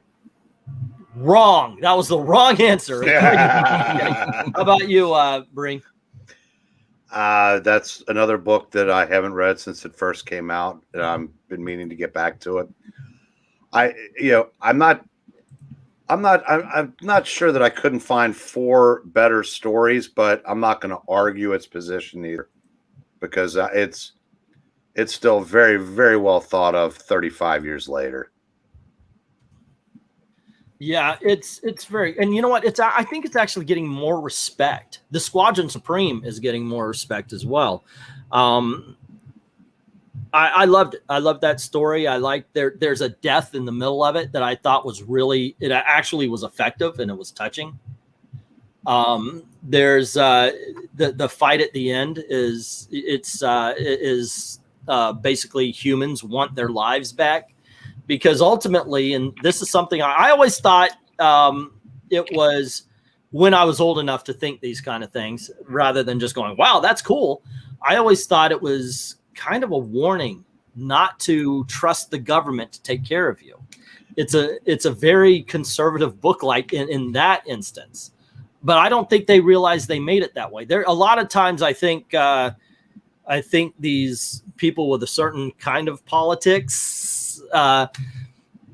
don't realize they make more conservative stories. A lot of times you see like a villain or a bad guy being an ecological terrorist, that kind of thing. But there you go. Let's play Friday 13th game on PS4. If I had that, I would. I really would. Honestly, surprised that Squadron Supreme is on the CBR list. Me too, in all honesty. Yeah, there's really only been one lemon so far. I mean, I know we disagree on Civil War, although I agree with most of your points that you make about it. Mm-hmm. But Morrison's X-Men, at least personally, it's the only, I said one that doesn't belong anywhere near a top 10. So far, I have 2, Civil War and that one. In all honesty, 3, because I don't think the Kurt Busiek, it's good. The Avengers story, it's good, but top 10, Well, I'm not saying I'm not arguing Civil War being a top 10 story. I was just arguing it being a good story. Right. Okay. Yeah, but Grant Morrison wouldn't make my top 10 X-Men. So that's. So what CBR says is Watchmen gets all the credit for using superheroes in a new and mature way, but Squadron Supreme by writer Mark Grunwald and artist Paul Ryan and John Buscema did it first. The Squadron Supreme was Marvel's Justice League pastiche and existed on their own Earth, with this story seeing them take control of the world to save it from itself. It used superheroes to ask a lot of interesting questions about the natures of power and control. Squadron Supreme hits a few months before Watchmen and was one of the first mainstream books to use superheroes that's what you just said at the top. On top of that, it's just a really good superhero story. Yeah. Number 3, There you go. I'm going to leave this one to you, Breen. Kree-Skrull War brought the Avengers to the next level. Okay, it was the first legitimate, term sprawling epic or whatever term you want to assign to it in comics history. There'd been multiple part stories here and there, generally not more than 3 or 4, and usually in Fantastic Four and Thor. Kirby and Lee. This brought a lot of Fantastic Four ideas, placed it in the Avengers. Yeah, the Kree and the Skrull that basically were deciding whether or not planet Earth would be best served to be. They both wanted it, but couldn't decide if it would make a good outpost or if they should just destroy it altogether.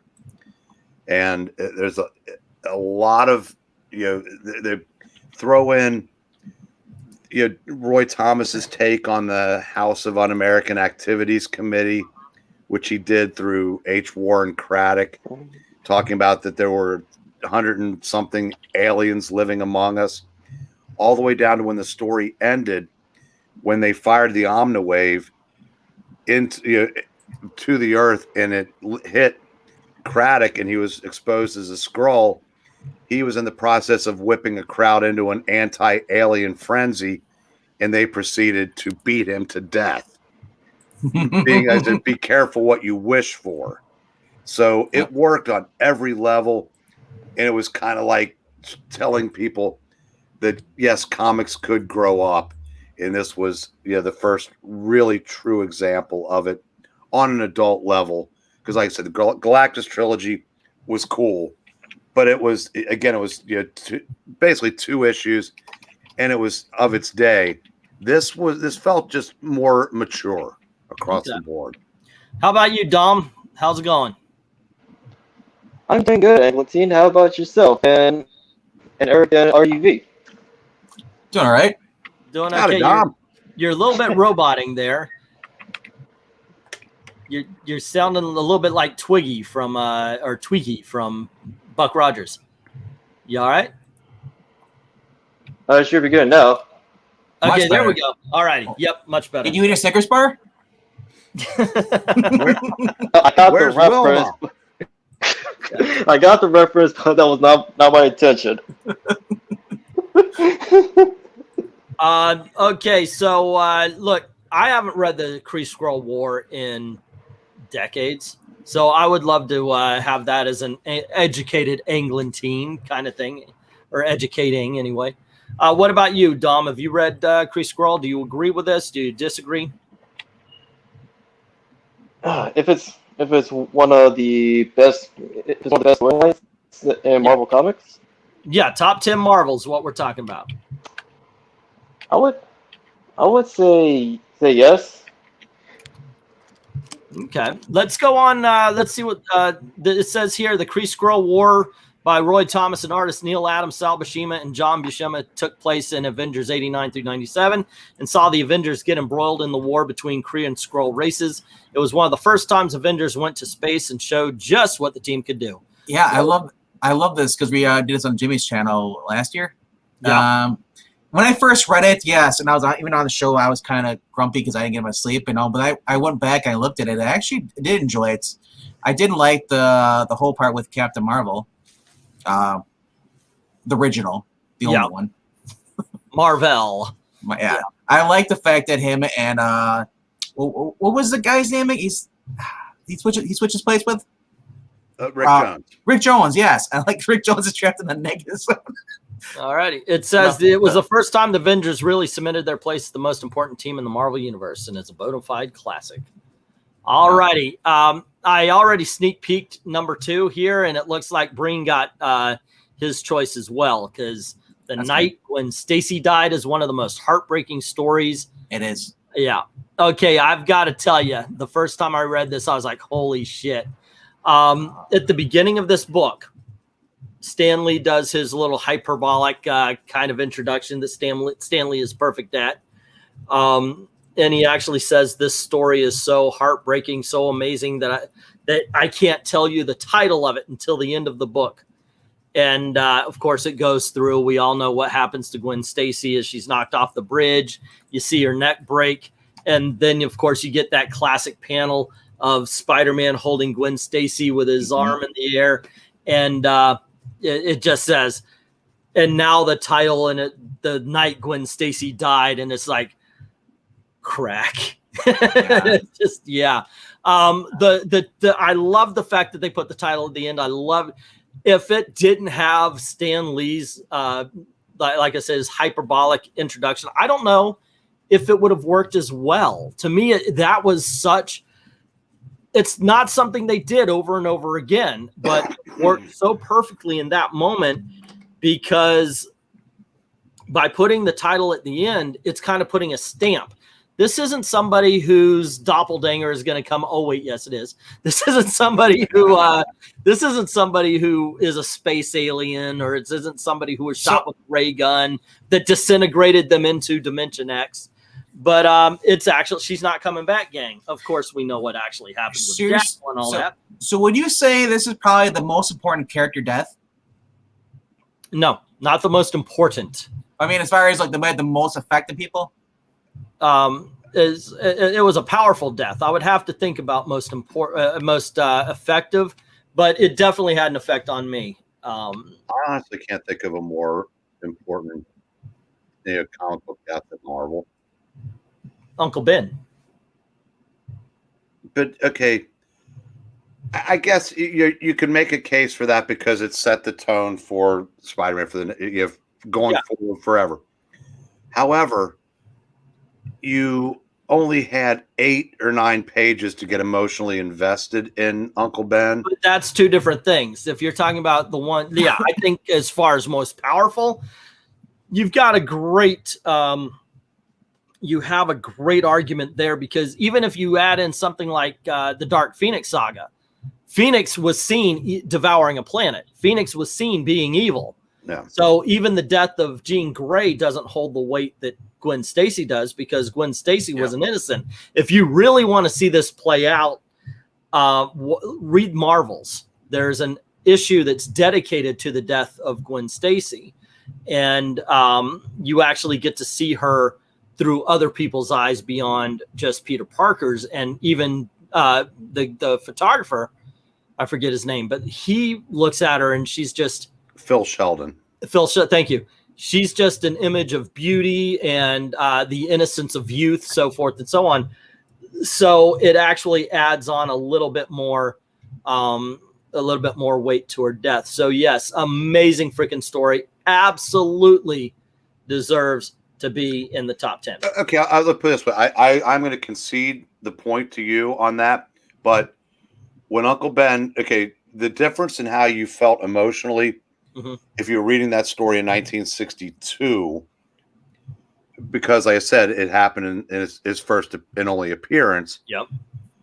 It can't possibly have the same emotional weight that a character you had been reading for years. So yeah, you can make a case for both in different ways and both be right. That was my original intent, not just someone who's in there for like a couple of issues and gone.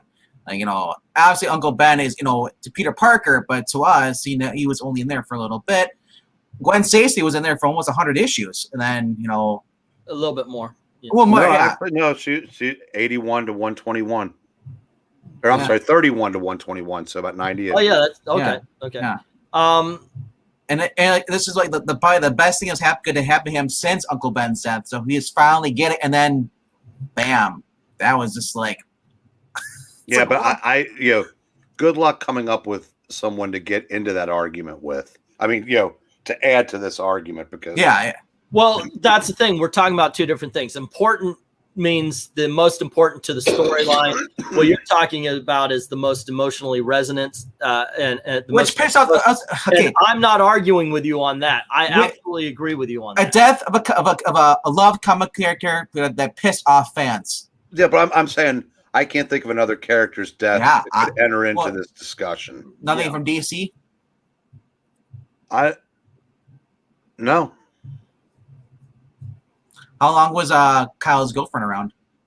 About 4 issues. And it had an impact, but Yeah, but DC's never been big on killing off. Well, nobody had been. No. I mean, Uncle Ben was a plot point. Yeah. Gwen Stacy was a character that had been around for several years. Yeah, and to go over to DC, I was trying to think, okay, the big DC deaths, you couldn't count Superman because nobody believed he would be dead more than a while anyway. Even if you can't count Robin because people freaking voted for that death. Yeah. So, it wasn't like and it didn't take either. So yeah, but at least that one took 2 decades, right? Speedy's daughter's death was rage inducing. Yeah, but that's because the book sucked. Yeah, I don't know if Gwen Stacy may actually be the most effective death as far as emotionally resonant death anyway. Because the character still today is dead. It was a clone saga, but that clone, that's out of continuity. Yeah. And that's why MKF 30s, I said, Barry Allen, that was a noble sacrifice, but he came back. Yeah, but I got to admit, the Barry Allen one was, if there's one that could stand up against it, it might either be Supergirl or Barry Allen from Crisis. Because Barry Allen, look, Supergirl got the hero's death. She got the hero's funeral, the whole 9 yards. So people knew she saved Superman, and she got the whole 9 yards, the ticker tape, the whole 9, Barry Allen was by himself. He was all alone. He was abandoned, and he ran himself to the point of falling apart. That was that whole thing. He went so fast to save the world, and nobody knew it. And he died alone, and we watched him disintegrate panel to panel until he was absolutely gone. Atomized. So if there is one that I could say would probably be would hold some sort of emotional resonance, it might be Barry Allen. I guess I would probably have felt different if we were having this discussion. Yeah, that is 97. Yeah, but that, like you said, Barry Allen's up and running now. Yeah. That is true. Evil Black Cat says, "I love comics. You can't come up with a better death because everyone else stayed dead." Yeah, but for the moment, you can. I'll agree with that. I will concede that one as well. Yeah, for the moment, Supergirl had a good hero's death. Not quite an emotional one. Unfortunately, Crisis had a lot of really good deaths that were kind of blown under the, like Hippolyta, however you pronounce it. Yeah. She died towards the end as well, but it was like a last minute. We're gonna get saved. Oh, look, she's dead now. All righty, let's go. So that was that thing. The death of Alfred. That wasn't the only emotion that got out of me was rage. Yeah, that's yeah. But he's still dead though. Yeah. What about Bart Allen? I mean, the first time he died, kind of sad. Yeah, that's also part of the problem, is that they just wouldn't let him stay dead. I would love to see it. Look, I understand. Eric Larson once wrote a letter in. Oh man, we kind of derailed this whole list, didn't we? That's what I do. Eric Larson kind of wrote in a letter one time because people were talking about how characters should stay dead. And he mentioned how by doing that, you're being selfish to readers who come after you. We should bring them back so other readers can enjoy the character. I'm like, wait a second here, though. It's A-okay, and this is the way I feel about it. And look, I would hate for my favorite characters to die, but it would be just like a soap opera. You can have them dead, let them stay dead. Of course, I know sometimes soap opera bring their characters back as well. But at least it gives some resonance, Let's at the very least, if you're going to kill somebody, make sure they're stay dead for at least a decade. Don't bring them back 3 episodes, 3 issues later. I don't know. Superman killing Lois and the unborn child in Injustice, that was kind of grim. I felt the first time I played and read those books. Says MK, that was pretty good. Alfred's first death was more meaningful, says Joe. Alrighty, so all of us agree that number 2. So let's see. Number 1. I wonder what number 1 is. Is it not? If it's not a Phoenix Saga, I'll be upset. Phoenix. Yep. Number 1, Dark Phoenix Saga was one of the X-Men's most desperate hours. Hey, look, I absolutely agree with this one. I watched an interview on Sci-Fi. Yes, I watched Sci-Fi seriously because they interviewed John Byrne. And this was like, oh my gosh, the freaking gopher came out of his hole here. Let's see what they got to say about it, right? What do you got there, Eric? This is the way Byrne intended the story to go. Ah. And it's pretty darn good. We've got it off your face again. There you go. Okay. But I watched it, and they were talking about, why do you think the movies can't get it right? And it's the same thing I've been saying for years. Because it started in 101 and it ended in 138, if you count, of course, the epilogue, which I would, especially if you're doing a movie. There's no way you're going to fit 37 issues in one movie. This is a trilogy setup. This is something that they should have thought out. We're going to do this. In the first issue, first movie, at the end of it, you have her dying. In the second, you have her coming back. In the third, that's when you do the Phoenix. Now, you thought maybe they did it properly in X. No, they screwed that up. But Dominic, what do you have to say about the death of Phoenix? Well, I say it's probably the most significant storylines of the X-Men title, because it was an overarching storyline that built up over time. Because you have Jean Grey, who was willing to sacrifice herself when she was literally being turned to burnt up meat by the radiation, until the Phoenix stepped in. Well, at the time, so we thought it was Jean Grey being merged with the Phoenix until the retcon happened, where it's actually Phoenix who took on Jean's form and placed her in a cocoon in Jamaica Bay. But at the time when it wasn't the case, we saw her graduate from Marvel Girl identity to Phoenix, and then when we see her becoming corrupted by the Hellfire Club and becoming Dark Phoenix and killing the alien race, the entire solar system, it felt real. Like, it resonated with you because you wouldn't think that, well, by proxy, her and Phoenix would do such a thing, but because the corruption was so embedded into her, it feels like the only way that she could be redeemed is through death.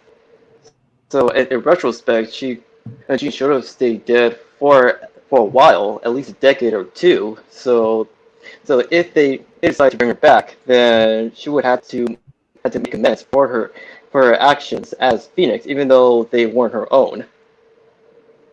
Okay. And yeah, there's just so much story, more story there than we ever hear about, because a lot of people think that the death of Phoenix is only that story. It's only the Hellfire Club. It's only the bit in space. But it's once again, it started in 101, and we got to see her powers getting more and more great until it corrupted her. She devoured the Skrull planet, I believe it was. And no, it wasn't a Skrull planet. It wasn't a Skrull. It was the Krill. Krill. Like Okay. Yeah. Yeah, it was a Krill. Krill. Thank you. But yeah, it was. It was just so much more than what everybody thinks. Now, it was. you could make the case that when this story was unfolding, if they had never brought her back, if that had actually been Jean Grey, all of it is believable that she would be able to be corrupted by the Hellfire Club. But if she was this all-powerful entity, she would have been in total control the whole time. Yeah, and it wouldn't have gotten to that point. But since this is comics, and if someone decided you can't, at some point they said, "Oh crap, we killed one of the 5 original X-Men, and now we want to do this series. So how can we bring her back?" And I know Byrne had a lot to do with, and it actually was a believable way to bring her back, but it kind of negates some of the power of that story. Most definitely doesn't lessen the fact that it's still great, but you realize that The Phoenix Force would not have been able to been manipulated by the Hellfire Club. Well, yeah, at some point in time, a well-actually person, which I think a lot of the comic book writers are these days. Well, actually, if you think about this, then this must happen. They're going to figure out that Mastermind is more powerful than the Phoenix Force. Think about that for a second. Because, yeah, that's what happened, gang. Mastermind is the one who put the illusions into Jean Grey's head. So he was more powerful than Jean Grey, but not the Phoenix Force. So, yeah, absolutely. You are 100% right about that. Well, the Phoenix Force got out of it and then gave him those little dark eyes at the end. Yeah. But still, he was able to corrupt the Phoenix Force. Because Jean Grey, at that point in time, was at the bottom of a freaking lagoon in a cocoon. So, guys, I'm going to jump off here. If you guys are still going, I'm going to grab something to eat. If you guys are still going, I might hop back on. But I need to do that same thing. So I'll just close. But there you go. Anyway, gang. Yeah, there you go. That's the top 10. Better than I thought they could come up with. I got to give them props. Yeah, I do agree with Black Lotus that number 5 should have been Days of Future Past. Best Avengers story. Well, according to you guys, that was in there. So, and I can't think of, not right off the top of my head, of anything that I would have gone, hey, you got to put that one in there instead. Korvac Saga. Yes, I can. Thank you. Man, you're right. I need to get some food. All righty. So, yeah, there you go. You have to understand the Phoenix Force was taking the place of the real Jean Grey, who was buried in a cocoon, and understanding real emotions and how to control them. And that was Computer Bots. And MK says, I heard Scarlet Witch fought Phoenix, which I didn't know. All righty. No, Craven possibly. Oh, Craven should have been on there instead of that. Instead of Civil War. Or Morrison's X-Men. Or yeah. Yeah, or in a bottle. By the way, I said, we were talking about the Kree Skrull War. If you want to hear, 40-something minutes, I'm going to shill. Joe Corallo and myself, give that the treatment for, in a video on Thinking Critical. Now, you could have gone, yes, I would love to do the Kree Skrull War on I Love Comics, so I'm looking forward to that. Let's make a date. Boom. And you could have shilled for this channel.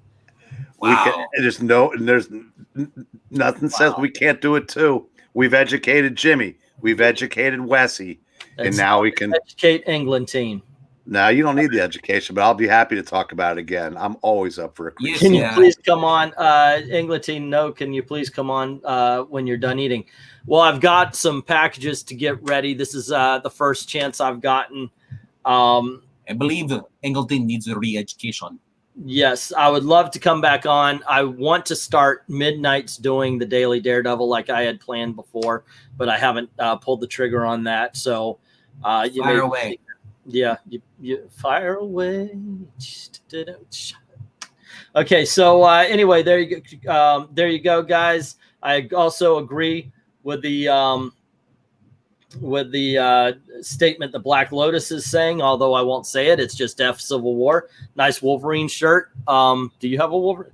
This is Comicsgate, the OG Comicsgate, right here, and this is in the T-shirt shop. I'm gonna shill. It's on Teespring right now. The link in the description below. Yeah, there's a Teespring. Links in the description below. Also, it's attached to the thing. I attached the YouTube. Shirts too. Now. So yeah, there you go. You can even get a face mask now for those who want to go right? Yeah. I had to look at it. Dude, when I first saw it, because the image is so deceiving, I thought it was upside. It was printed on a winter hat, upside down. I was like, "What is it?" So, and yeah, we're going to be putting up more designs and such as well. So there you go. Dom, you're the only person who hasn't shilled. No. What's your show for exactly? Okay. All